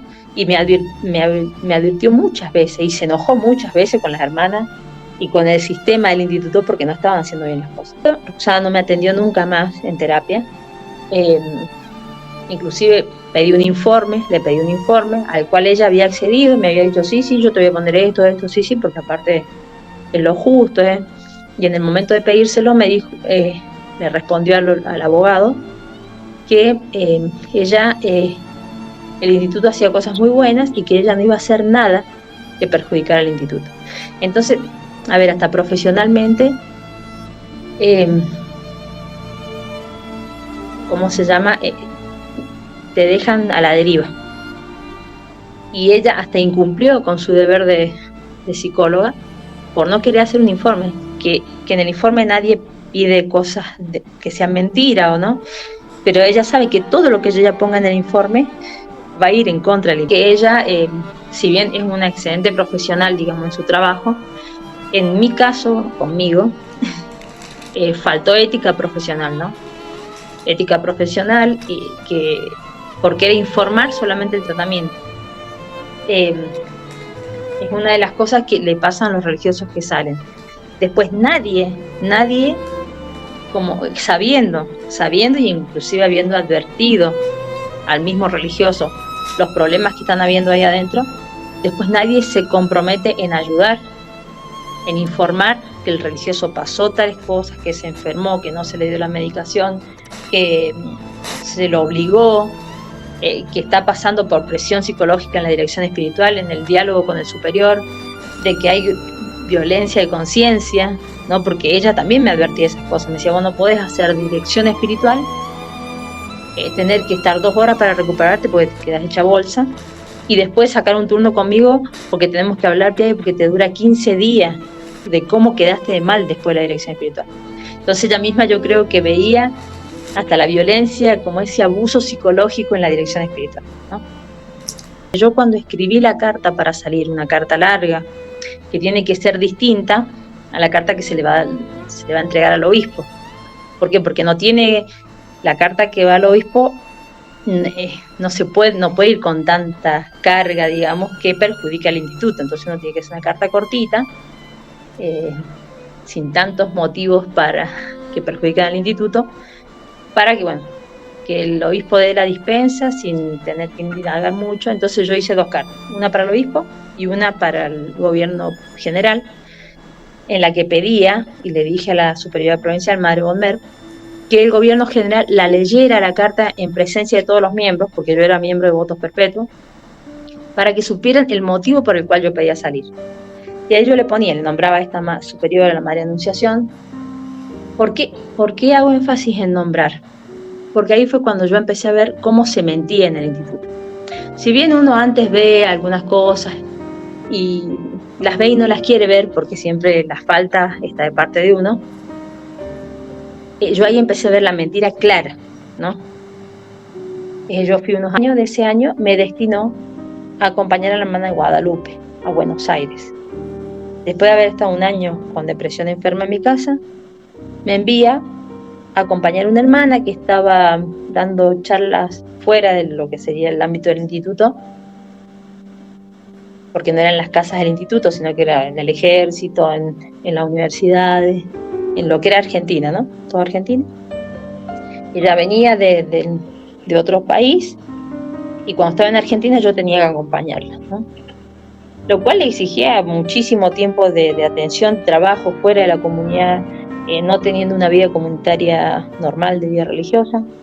Yo vivía en la comunidad del Hospital de Campo de Mayo. Cuando la hermana venía tenía que ir viajando en colectivo por hacia los destinos que ella iba. Esto lo pude hacer hasta junio, julio del año entrante, y ya luego yo escribí un mensajito de texto a Roma diciendo que yo no podía seguirle a la hermana así, porque aparte el fin que había ahí era que yo como hiciera el nexo de unión entre las hermanas y esta hermana que estaba haciendo este apostolado, que nadie sabía cómo era. Entonces cada vez que regresaba era, bueno, ¿y qué viste? ¿Qué hicieron? ¿Y cómo hacía esto? ¿Y cómo hacía aquello? Y era yo una hermana que había vuelto a estar un año enferma, en el medio de las hermanas de la congregación y lo que ellas veían, y una hermana que había sido 12 años provincial en Medio Oriente. Entonces no sé cuánto peso podía tener la hermana que había estado con problemas enferma en su casa, ¿no? Era yo la que tenía que supervisar la situación, tenía que ser los superiores, ¿no? Así que bueno, por ese motivo yo pido, por mi salud, volver a la comunidad. Vuelvo a Campo de Mayo. A fin de año me llaman y me dicen, bueno, que por la complejidad de mi enfermedad, que era una depresión profunda, no podían lidiar con esa enfermedad en la provincia esta de los Buenos Aires, y que volví a San Rafael. Bueno, a mí eso realmente me tiró un poco abajo porque era la primera vez que yo podía salir de San Rafael a misionar un poco más lejos. Después nunca más me llamaron, ni siquiera para terminar la conversación donde me habían dicho que me volvía a San Rafael. Lo que me dijo la superiora fue que, no, es que yo pensé que no querías hablar conmigo, cuando yo le pedí, así en conciencia, más de 5 veces hablar. Esto también que me mostró muy claramente que lo que te enseñan en el noviciado, cuando vos entras de que pedís hablar y estás mal y ahí te atienden y como que te van orientando, no lo ponen en práctica después, porque era la misma mujer que a mí, o sea, era la misma hermana que me había enseñado o me había introducido en la vida religiosa, la que yo ahora hablaba por motivos de peso, pedí hablar con ella y ella no me atendía. Y como que me quería confundir, no me decía, mira, me quedan 2 hermanas en la lista, pero termina y te llamo. Y después cuando me veía decía, es que yo pensé que no querías hablar conmigo. Entonces era tan... Y yo realmente a mí eso me decepcionó muchísimo, porque yo decía, lo que me enseñaron cuando entré no se practica después con el tiempo en la vida religiosa. Ni el tiempo comunitario, ni la relación de madre-hija, ni el hablar con los superiores, como que el enfermo que da a conocer sus problemas, que va poniendo sus dificultades frente a los superiores, el director espiritual, el capellán, con las personas con las que tiene que hablar, con las que siempre te enseñaron que tienes que hablar, empieza a tener esto, a ser aislado, a ser considerado el problema y el enfermo, ya no te atienden, ya no vos pedís hablar y pasás semanas esperando que te llamen. Entonces te empiezan a dejar solo. Y las pruebas, los trabajos, todo se empiezan a ser más como, ¿cómo se puede decir? Más exigentes y al mismo tiempo con menos consideración hacia la persona. Entonces, por ejemplo, te piden manejar cuando vos estás llena de medicación psiquiátrica que en teoría no podrías manejar. En ese tiempo estaba tomando pregabalina, 300 miligramos por mi columna porque tengo una hernia de disco. Estaba tomando la medicación psiquiátrica, medicación para dormir, gotas de tramadol, Valium, porque es un mío relajante. A mí no me hacía dormir, yo me lo tomaba de día y con eso andaba porque me relajaba la columna. Clonazepam, bueno, con toda esa medicación, que cualquiera que tenga alguna idea de algo de medicación se va a dar cuenta. Yo manejaba, porque era la única chofera que tenía la comunidad de Campo de Mayo, manejaba por autopista. Y yo decía, o sea, me pasa esto, me pasa eso, no me hagan manejar muy tempranísimo porque yo no estoy bien despierta. A veces voy trechos y no sé cómo los pasé. Y yo lo que tenía miedo era tener un accidente con las hermanas encima. Igual yo era la chofera ese año. Nadie de la comunidad aprendió a manejar en ese tiempo que yo estuve. Y la única chofera era yo. Y cada vez que yo ponía el tema de mi salud o alguna cosa, me decían, bueno, pero vos sos la chofer. O sea, vos lo tenés que hacer. O era un conflicto con la superiora porque yo no... Decía, no, pero madre, no puedo ir a las 7 de la mañana porque yo estoy dormida. O sea, realmente me levanto y es como que no no puedo concentrar, me duermo. Entonces ya era un conflicto de que yo no era obediente, de que yo no hacía lo que tenía que hacer, de que... Bueno. Así pasó todo hasta que volví a San Rafael directamente en colectivo al Hospital Chistacó. Ahí estuve 5 años. Nosotros ahí, la comunidad en el Hospital Chistacó vive dentro del hospital.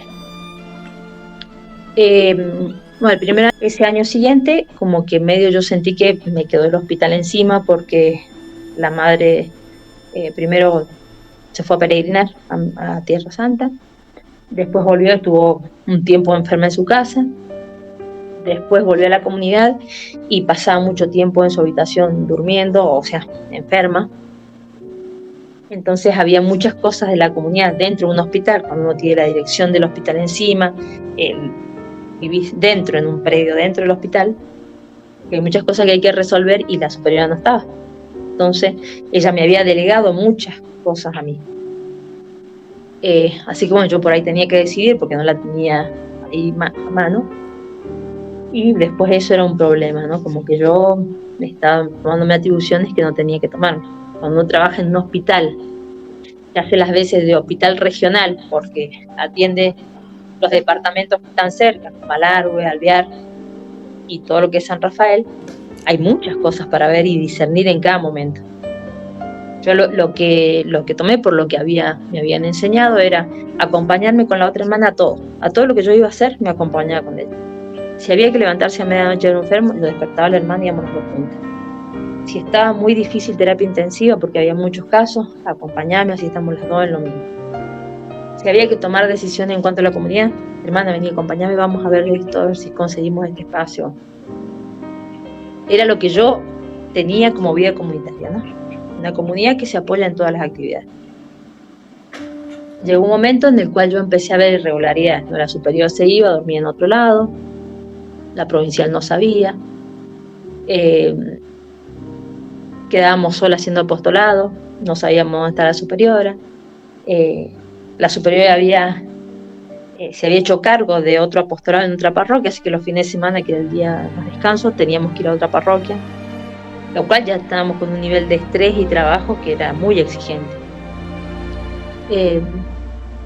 Bueno, todo eso llevó a un día que me llaman, me preguntan, no, yo agarro y le digo, mire madre, yo la veo a la madre que algo le está pasando, no está bien, fíjense, ayúdenla ahora. Desde el momento que yo hablo con la superiora provincial y le comento esto, se volvió un infierno en la comunidad, porque ya era yo contra la superiora. Yo que había hablado de la superiora, yo que no estaba de acuerdo con la superiora. Y fue muy difícil, porque tenía al capellán que hablaba mal, con mala educación, mandando cosas que eran contrarias a lo que nos decían los superiores. La superiora que decidía cosas por ella y se ponía mal y no sabía qué hacer, ¿no? Había momentos que yo me quedé fuera de la comunidad, me cerraron la llave y me dejaron ahí porque había ido a ver un enfermo. Entonces, bueno, fue muy difícil ese año hasta que terminó. Un momento la vienen y la buscan a la madre que estaba en cama, la superiora provincial la busca y se la lleva. Y nos avisa que vamos a quedar nosotras dos, bueno, y que después nos decía cómo seguíamos. Seguimos nosotras dos con toda la actividad. Y a fin de año me dicen a mí que me voy a ir a Alvear unos días, a la comunidad de Alvear, para que rece y descanse y vea en qué me he equivocado yo. Y yo decía, pero si yo planteé lo que estaba pasando en la comunidad, hice lo que la superiora me pidió, ahora yo soy el problema. O sea, yo planteé que el capellán está haciendo esto, que la superiora está haciendo esto, y ahora yo tengo que ir a rezar mis errores, que seguro que he tenido, pero bueno, me fui. Y luego de eso terminó el año y me enviaron a hacer el ejercicio espiritual de mes. Este ejercicio espiritual se hace cada 10 años.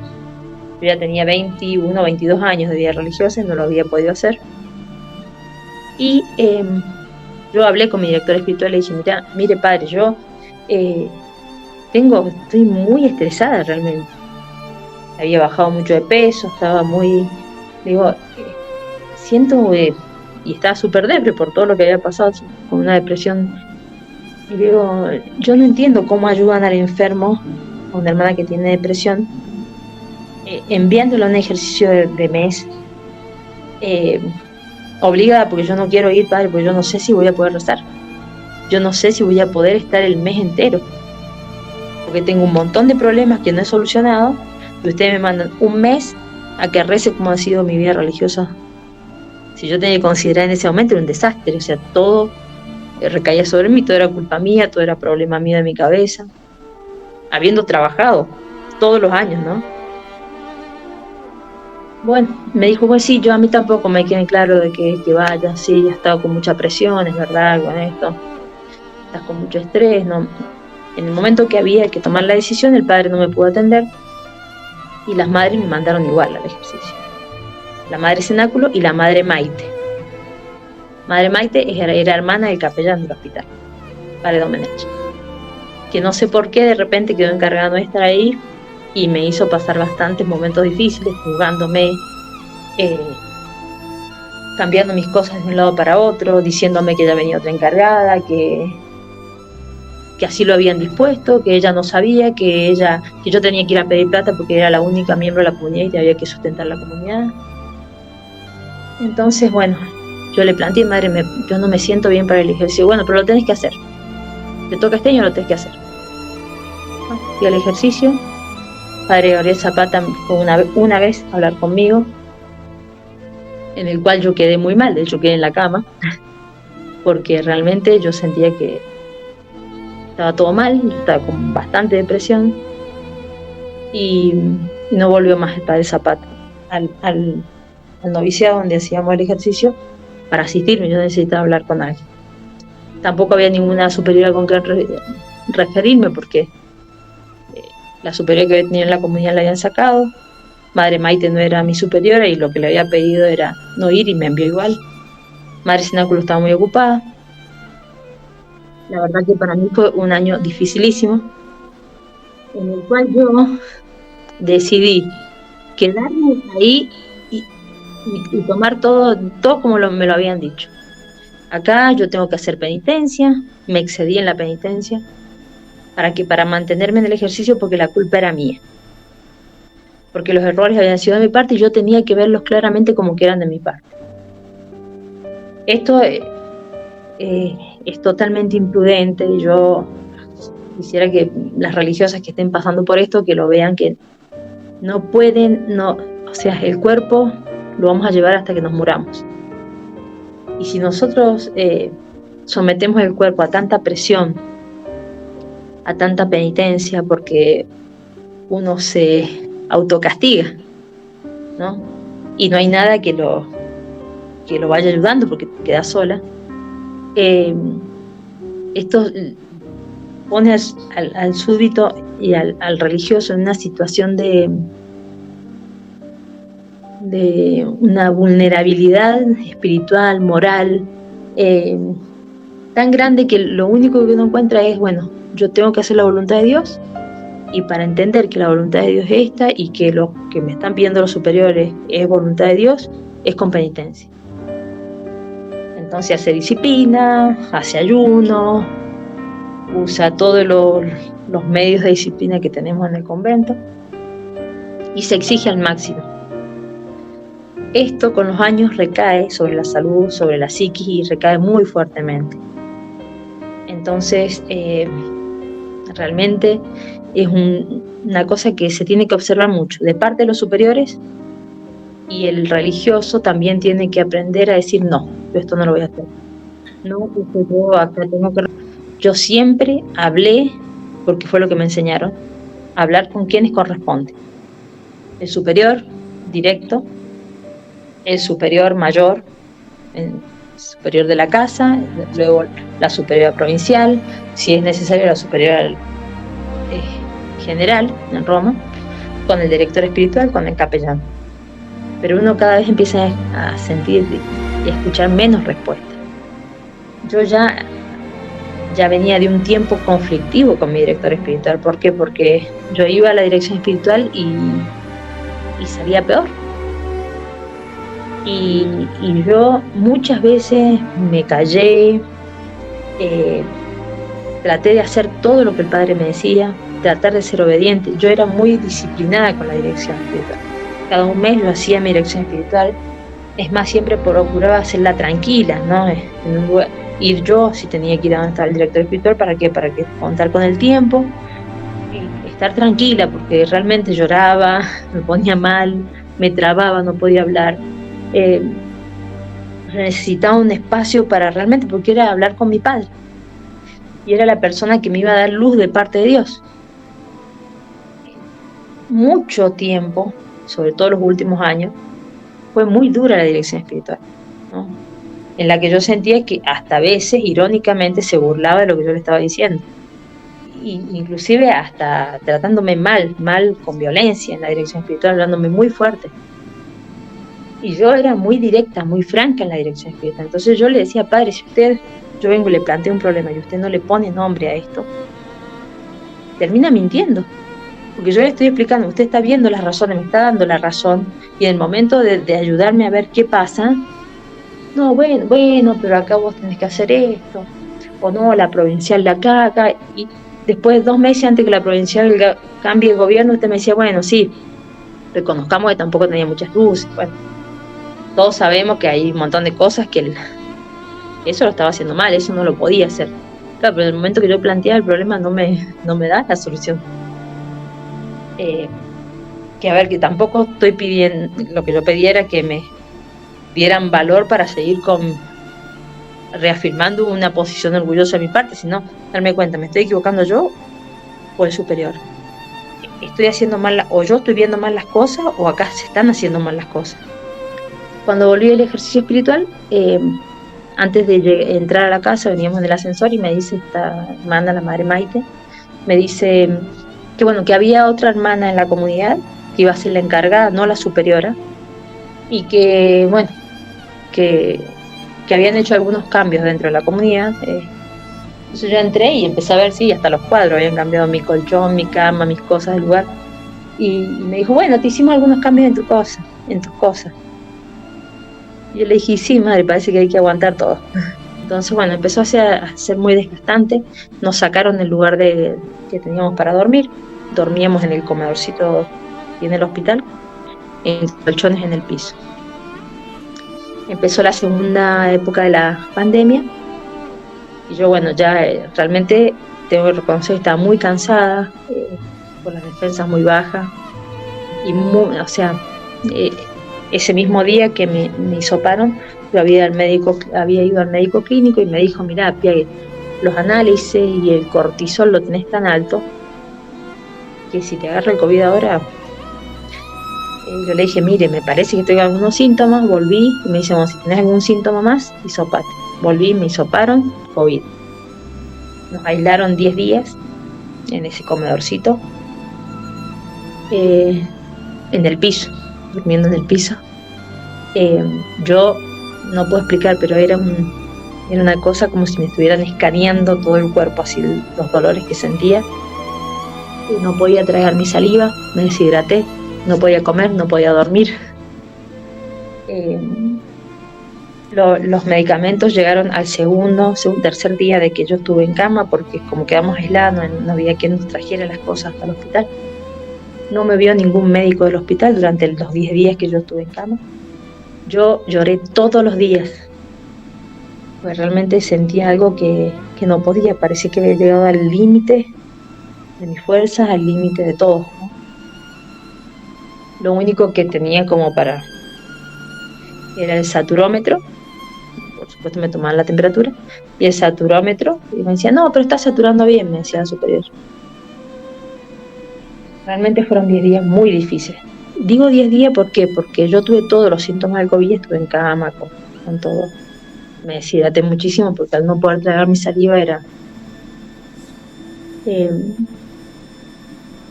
y con los síntomas todo era un poco más de tiempo de reposo. Pero el aislamiento son 10 días. Las otras dos hermanas de mi comunidad no se hisoparon, ni la superior ni la otra hermana, porque no sentían los síntomas. A los 10 días la superiora levantó el tiempo de aislamiento y dijo, bueno, ya está, ya podemos salir a ese apostolado, hay que hacer apostolado. Yo había bajado, estaba pesando 43 kilos en esos 10 días. Justo en esos 10 días yo cumplía mis 23 años de vida religiosa. Yo me enfermé el 19 de abril, el 26 de abril cumplía mis 23 años de vida religiosa, y realmente me vi sumida en tal situación tan difícil. Yo creo que no tenía deseos de largarme del cuarto piso. Fue tan duro y sin los sacramentos, porque no me llevaron los sacramentos en el tiempo que estuve ahí. Llamé a un sacerdote de la diócesis y me dijo: mira, hermana, lo que corresponde es que el instituto la asista. Yo le dije a la superiora, ella sabía que yo quería recibir los sacramentos y no llamó a nadie. 2 días antes que saliera del aislamiento, el capellán del hospital, que era un sacerdote diocesano, fue y me dio la unción de los enfermos. Pero yo necesitaba hablar, estuve llorando todos los días, me sentía muy mal y no me asistió nadie. Entonces, siendo religiosa, 23 años de vida religiosa, con votos perpetuos, cuando tuve COVID estuve en un colchón en el piso, sin asistencia médica, sin asistencia espiritual, sin poder decirle a mis papás realmente cómo estaba, porque yo no quería que mis papás fueran al hospital porque se podían contagiar. Entonces yo vi, Dios no puede estar pidiendo esto. Dios no puede someter a tanto. Yo no creo que Dios quiera que yo me largue del cuarto piso. No creo que Dios me haya abandonado. Porque esto es como, no sé si antes sale al infierno, pero a mí me duele desde el pelo hasta la uña, era todo, y era lo terrible del estado anímico, era que la depresión era muy, no podía dormir, no podía comer, era una cosa muy... Bueno, cuando nos levantaron del aislamiento, en ese tiempo me llamó la psicóloga y me dijo: hola Pia, ¿y cómo estás? Bien, le digo, estoy con esto, ya está tomando la medicación. Ayer empecé a tomar la medicación. Bueno, tiene que ser rápido, pero decime, Pia, por favor, que no estás durmiendo en el piso. Por eso cuando hago referencia a la psicóloga, que yo le pido el informe, y yo le digo: no, Roxana, sí estoy durmiendo en el piso. Hago referencia a que ella, para hacer un informe, tiene que poner todo esto, ¿no? Y que evidentemente con cualquier cosa, sin tener que recurrir para nada a la mentira, porque nadie quiere que nadie mienta acá. Ella tiene que informar cosas que sabía, y ella fue la única que me llamó para preguntarme si yo estaba durmiendo en el piso.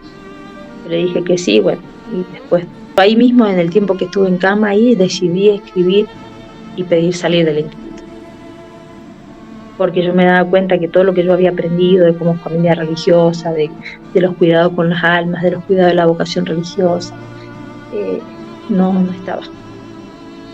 Entonces, y que yo no podía llegar hasta un extremo tan difícil sola. Así, bueno, ahí decidí pedir salir del instituto. La carta la entregué después, pero yo ahí la empecé a escribir. Apenas ya me pude recuperar un poquito, la entregué a la carta. El día después del 8 de mayo, yo salí del aislamiento el 29 de abril, 10 días después del 8 de mayo me enviaron a cuidar una religiosa que se había contagiado de COVID, y a su mamá a su casa, así como yo estaba, ¿no? Yo la fui a ver a esta hermana porque conocía a la familia, y mandaron a decir esta hermana Maite, que no era mi superiora, nada, pero bueno, como que la tenía media directamente en orden, dijo: bueno, sí, ustedes ya tuvieron COVID, cuídenla ustedes. Nosotros casi fuimos una de las últimas que nos contagiamos de COVID viviendo dentro de un hospital. Bueno, entonces que vaya Piague. Así que yo iba de noche a cuidar a la hermana y a su mamá, y de día venía al hospital a hacer apostolado. Y estas cosas, como inclusive le dije a la superiora, le digo: madre, pero que no hay otra persona, no hay una hermana que sea enfermera, alguien que pueda ir a cuidarla. Lo que yo, que estoy apenas saliendo de un COVID, que estoy todavía... bueno, tuve que ir yo. En ese tiempo yo empecé a hacer la rehabilitación de post-COVID. Y ya, bueno, ya había hecho pública a la superiora yo que quería salir, la superiora provincial, que es la madre Bomber. Y bueno, cuando yo hablé con ella, para mí fue muy triste. ¿Por qué? Porque le estaba pidiendo salir. Le estaba entregando las cartas con todos los motivos por los cuales pedía salir. Y ella me dijo, mira, Piague, yo actualmente, como está la cosa, como estás vos, como está el instituto, como está todo, yo te puedo ayudar más afuera que adentro. Lo cual para una religiosa de 23 años de vida religiosa, que entró a los 18 años recién cumplidos, que entregó su vocación en manos de estos superiores, que después de 23 años te digan eso, es como que... Porque yo di todo. Debo haber tenido muchísimos errores, pero yo di todo. En los hogares nunca dije que no. En los apostolados nunca dije que no. Nunca me recomendé a nada. Nunca, muchas veces peleé con superiores, por defender a otras personas, que eran las que tenía a cargo. Y de esto yo les quiero hablar. Si escuchasen a alguno de los miembros del instituto y las personas que tuvieron contacto conmigo, mi director espiritual, mis superiores, son testigos de estas cosas. Que yo todas las discusiones o problemas que tuve o contradicciones dentro del instituto no fueron siempre y directamente por mí, siempre fueron por otras personas. Entonces siempre estuve defendiendo al instituto como congregación y cuidando a las personas que yo tenía a cargo o las personas con las que viví. Entonces cuando uno trató de hacer lo imposible en la vida religiosa, se dejó guiar, fui donde me enviaron, hice los trabajos que tenía que hacer sin tenerme piedad. ¿Por qué? Porque trataba de hacer todo, lo que podía y lo que no también intentaba hacer. Y después de 23 años te decimos, yo te puedo ayudar más afuera que adentro, y salís y sí, unos meses se comunican con vos y después no exististe. Mi director espiritual no me llamó nunca más. Yo lo saludaba para algunas fiestas, bueno, gracias, rezo por vos, pero nunca me llamó para preguntarme cómo estoy. Yo lo que le pedí al instituto fue que me ayudaran con la medicación. Yo salí del instituto sin secundaria a mis 41 años, perdón, sin secundaria, sin mutual, con problemas de salud, sin plata para mi medicación, sin plata para las consultas médicas, sin casa, no tengo dónde vivir, o sea, ahora estoy viviendo en Malargüe porque me tuve que ir de San Rafael, sin estudios, sin trabajo, sin... Entonces, ¿qué le pedí yo al instituto? Que me ayudaran para terminar la secundaria y poder estudiar algo, económicamente, a que me ayudaran para terminar la secundaria y poder estudiar algo para poder sobrevivir. Yo tengo actualmente 43 años, no tengo 20, como para ir a trabajar en comercio, y ni siquiera tengo la secundaria terminada. Y tengo muchísimos límites de salud.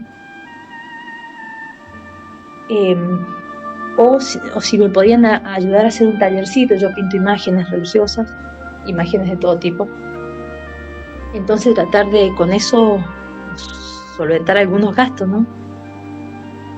Se lo hice oralmente al pedido. Fui, hablé con la provincial, se lo dije, le dije que le dijera, que le hiciera saber a la superiora general. Me mandaron una ayuda. Yo estaba con muchísimas deudas de luz, de gas que me habían cortado. No pudiendo pagar mi medicación. Bueno, evidentemente pude comprarme mi medicación, pagar mis cosas, tratar de sobrevivir en Argentina, usted sabe cómo está, sobrevivir esos meses, y ya había empezado en 2 trabajos a tratar de ayudarme. Estaba trabajando en 2 trabajos, y bueno, como vi que no se volvieron a comunicar, no volvieron a decir nada, traté de hacer un llamado extrajudicial pidiéndole a la madre ayuda de estas cosas y haciéndole saber cosas de las que a mí me habían pasado en el instituto, por las cuales a mí me parecía injusticia. Ellos tendrían que haber, y me lo habían prometido, una ayuda. Al primer llamado no respondieron nada. Al segundo llamado no querían recibir el pedido, hasta que lo recibieron, y inmediatamente respondieron que no, que ellos se niegan totalmente a una ayuda así, que se niegan a todo lo que yo pongo como prueba de que por lo cual necesito, y que bueno, que deniegan totalmente lo que la señora Mónica Cobos está como reclamando. Entonces, a ver, esto es la familia religiosa. Estos son 23 años de haber dicho que no.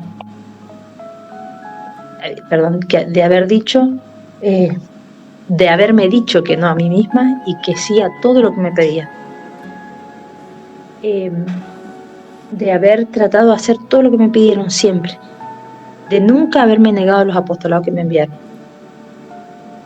Aunque implicara estar encerrada en un hospital 5 años y yo con depresión. Yo buscaba en todo eso salir de mí y volcarme a servir. Muchísimas veces me dieron la razón. El último tiempo es como que era hablar con la pared y cuando me respondían una respuesta dura, con cierta violencia, que recriminaba. Entonces, a ver, todo el que entre al instituto tiene que saber que lo que aprende en el noviciado a los 5 años de vida religiosa no lo voy a estar viviendo, porque la comunidad no va a ser porque no vas a tener vida de convento, porque no vas a tener ni siquiera las medidas disciplinarias para vivir dentro de un convento. Y por más que uno intente hacerlo, todo el entorno se cae. Yo muchas veces hablé de los problemas del apostolado y me dieron la razón y sí, vamos a ayudar, a lo cual después cuál era la ayuda, sacarme a mí del apostolado, y el apostolado, hay apostolados en los que yo estuve, de los cuales hablé, de las dificultades que no existen ya. Ejemplo, el hogarcito Llana Beretta Mole. ¿No?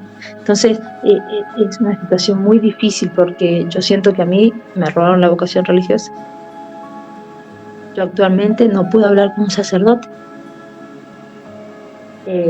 no pude volver a hacer terapia, no me puedo pagar las consultas médicas para seguir mi tratamiento, tengo un hipertiroidismo de Hashimoto que es autoinmune por estrés, soy celíaca, autoinmune. No me pude hacer ningún control más con el gastroenterólogo. Tengo fibromialgia, que empecé dentro del convento con los problemas de fibromialgia, también por estrés. Y no me puedo hacer tratar. Y cuando pido una ayuda, se niega totalmente la ayuda y me dicen que no. Entonces, yo pienso, esto es mi familia religiosa. Esto es lo que yo abracé y dejé mi familia. Yo dejé mi familia para abrazar a Dios y a su voluntad en una familia religiosa que se convierte en más que Dios, ¿no? Porque sí, no hay que obedecer cuando mandan algo que es pecado, pero hay que obedecer en el medio un montón de cosas que atentan contra la misma salud, contra la propia hasta vida de uno, ¿no? Porque si yo estoy diciendo que estoy manejando con mucha medicación, que confundo las luces, que hay trechos que no me acuerdo cómo manejé y me obligan a manejar con hermanas encima, y bueno, hay cosas como que no estarían. Entonces yo creo que la incoherencia de lo que predico y lo que hago llega un momento que se hace tan patente que uno no es una cosa difícil de llevar. O la mentira todo el tiempo, o sea, ver religiosas que mienten y que vuelven a mentir y que te cambian lo que vos le decís, es durísimo, pues son religiosas. Ver religiosas que les interesa más el número o cómo vamos a quedar acá, o que bueno, de última que te echen la culpa a vos, pero no al instituto. Entonces, ¿qué es el instituto? ¿Es la voluntad de los superiores o es la obra de Dios? Porque la obra de Dios no puede ser mentirosa. La obra de Dios no puede atentar contra la misma vocación. La obra de Dios no puede haber perdido los principios de la vida religiosa, los principios en los apostolados, ¿no? Entonces, ¿qué es el instituto? La voluntad de los superiores. No es la voluntad de Dios. ¿O no? Pero realmente yo veo como con mucha tristeza, ¿no?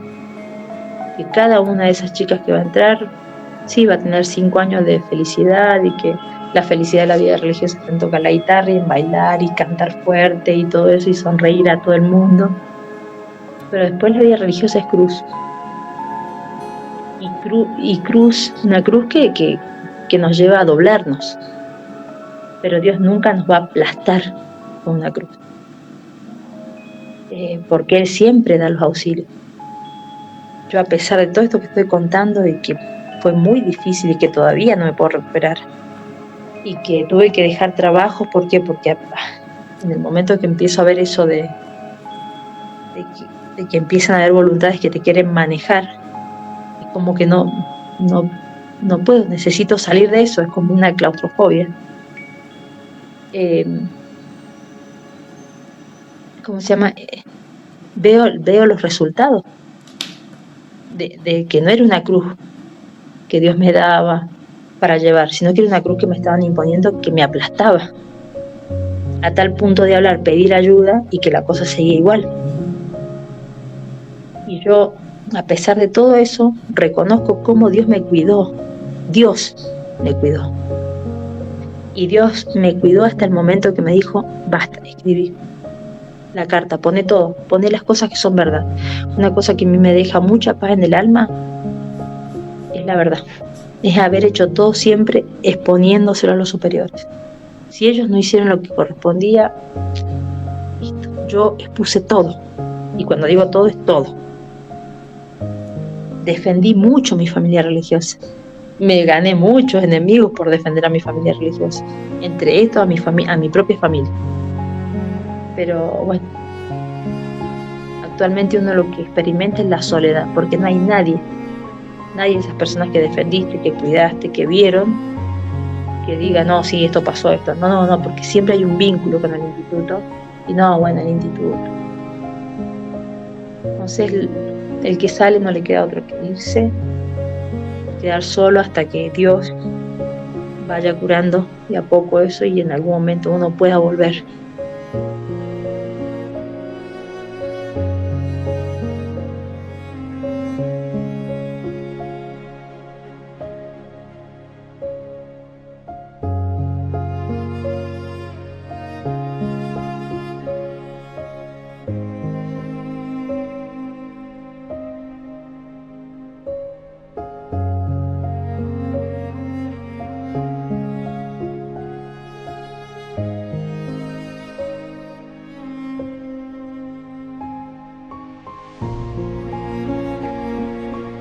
Hasta ahora creo que nunca había dado voz a la injusticia real y a la imagen completa de abandono y disfunción del mundo.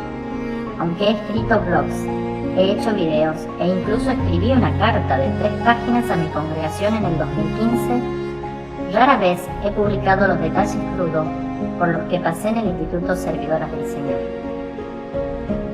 También es difícil cuando me preguntan ¿por qué dejaste el convento? Trato de elaborar una respuesta de ascensor, así que suelo contar una versión abreviada y digerible. Pero una antigua monja me recordó la importancia de no minimizar lo sucedido, sobre todo por mí misma. Pero siento que si el mundo supiera por lo que pasé en unos pocos años muy cortos e intensos, entenderían mi deseo de nunca volver a trabajar tiempo completo. Parte del trabajo en la sombra es poseer tu sombra y de alguna manera salir de ti mismo. Creo que las semanas laborales de más de 40 horas son ridículas para cualquier ser humano.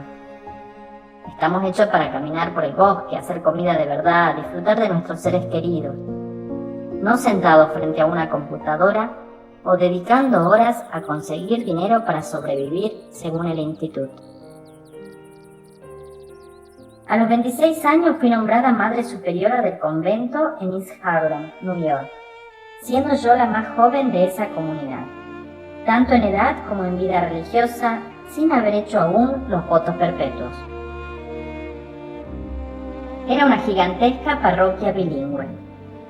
Al cabo de un año me enviaron allí una hermana que había sido diagnosticada con trastorno límite de la personalidad.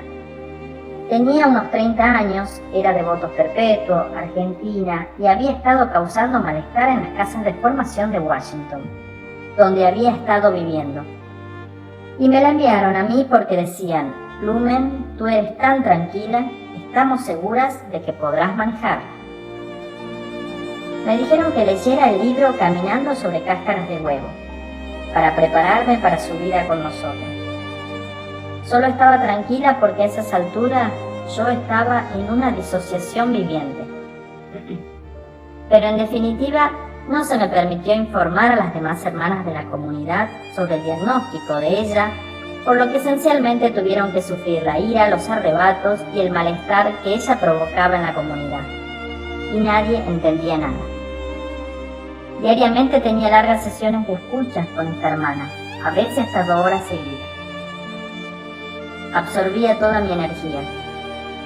La llevamos a un psiquiatra, tomaba varios medicamentos psicóticos. Él sugirió terapia dialéctica conductual residencial debido a la gravedad. Le pedí al médico que lo escribiera en una carta para poder presentársela a mis superiores. Lo hice, pero ellos me lo denegaron. Tampoco quisieron enviarla a casa, así que tuvo que quedarse en mi comunidad, tomar su medicación y hacer terapia de conversación de horas una vez a la semana, lo que no sirvió absolutamente de nada. Esto duró 2 años sin control, mientras yo perdía poco a poco la cabeza. Esta hermana tenía regularmente arrebatos de trastorno límite de la personalidad conmigo y con el resto de la comunidad. Por pequeñas cosas, como por ejemplo una hermana que doblaba mal las toallas. Hubo docenas de veces en las que se encerraba en el baño, se golpeaba la cabeza contra la pared, se hacía daño, todo tipo de locuras. Aparte del libro no me dieron ningún tipo de preparación o apoyo para ayudarla. Me dijeron: no te tomes nada de lo que diga o haga como algo personal, es tu enfermedad. Por no mencionar que esta hermana también era hipocondríaca furiosa, llegó con alergias alimentarias, le extirparon la vesícula biliar cuando yo estaba a cargo, y probablemente vimos a docenas de especialistas en Nueva York en el transcurso de los 2 años. Me llamaba a cualquier momento, yo trabajaba en la oficina del catecismo y se quejaba porque algo le dolía y me apartaba del trabajo. En algún momento de este primer año, otra hermana de mi comunidad necesitaba regresar a Argentina para apoyar a su madre. Era por un tiempo indefinido. Esta hermana era la responsable del catecismo de la parroquia, que era un gran trabajo a tiempo completo. Teníamos 400 niños, 50 catequistas en un programa bilingüe. Pero adivinen quién debía cubrir su puesto mientras ella estaba de licencia indefinida. Sí, yo. Pedí apoyo, porque literalmente me estaba volviendo loca, pero nada.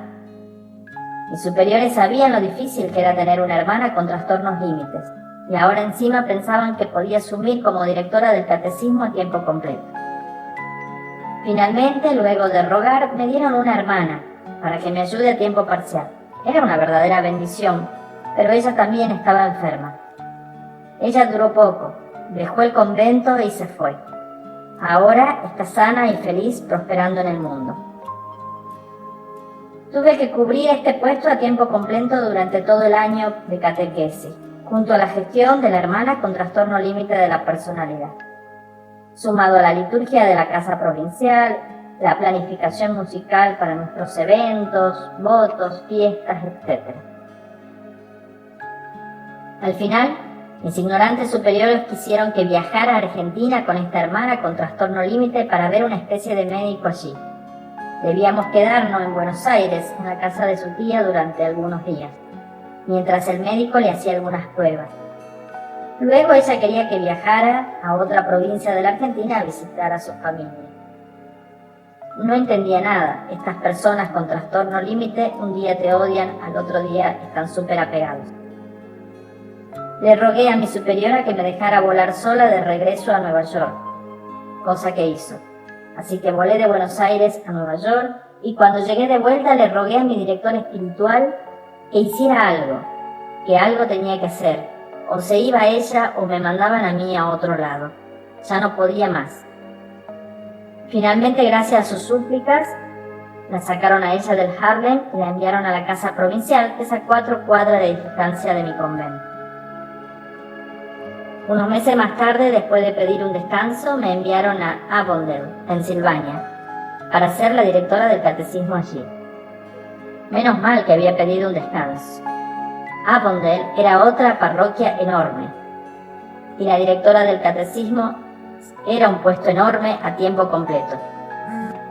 Por lo tanto, no solo desempeñaba ese papel, sino que a diferencia de Harlem, tendría que aprender su forma de hacer las cosas, conocer nuevos profesores, familia. Cada parroquia es un mundo, con sus propias reglas. Allí exploté. Mi mundo empezó a desmoronarse. Empecé a llorar a diario. No quería comer, no podía sonreír. No tenía energía ni afecto. Estaba profundamente triste por dentro. Había llegado al otro extremo de lo que es el agotamiento. Estaba de duelo porque una parte de mí había muerto en un contenedor de la vida religiosa. Irónicamente, al llamarme lumen, luz, sentí que mi luz interior se había apagado. La única paz que sentía era de imaginarme que me iba del Verbo encarnado y la esperanza, a pesar de que todos los miedos de volver a entrar en el mundo a los 30 años con la cabeza rapada y un vacío de 8 años en el currículum. Pero cualquier cosa sería mejor que esto. Mi superiora quería enviarme al monasterio unas semanas o a California para descansar. Intenté explicarle que esto no venía de la nada. Un descanso de 2 semanas en un monasterio no arreglaría todo esto.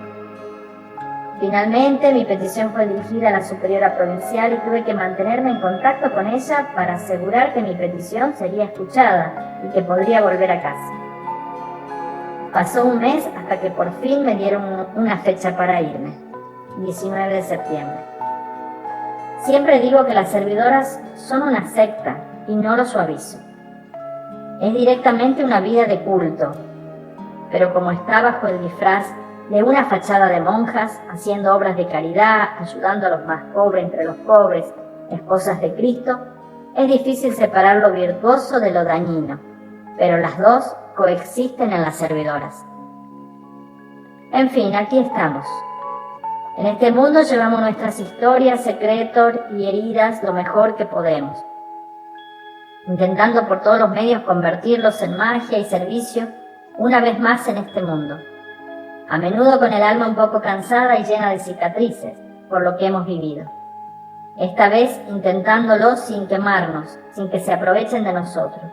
Un poco más sabios, un poco más indecisos a la hora de entregarnos por completo a algo. Esta es una gran parte de la razón por la que no quiero trabajar a tiempo completo nunca más. Ser monja era un trabajo 24/7 con 0 límites y abandonados por el propio sistema.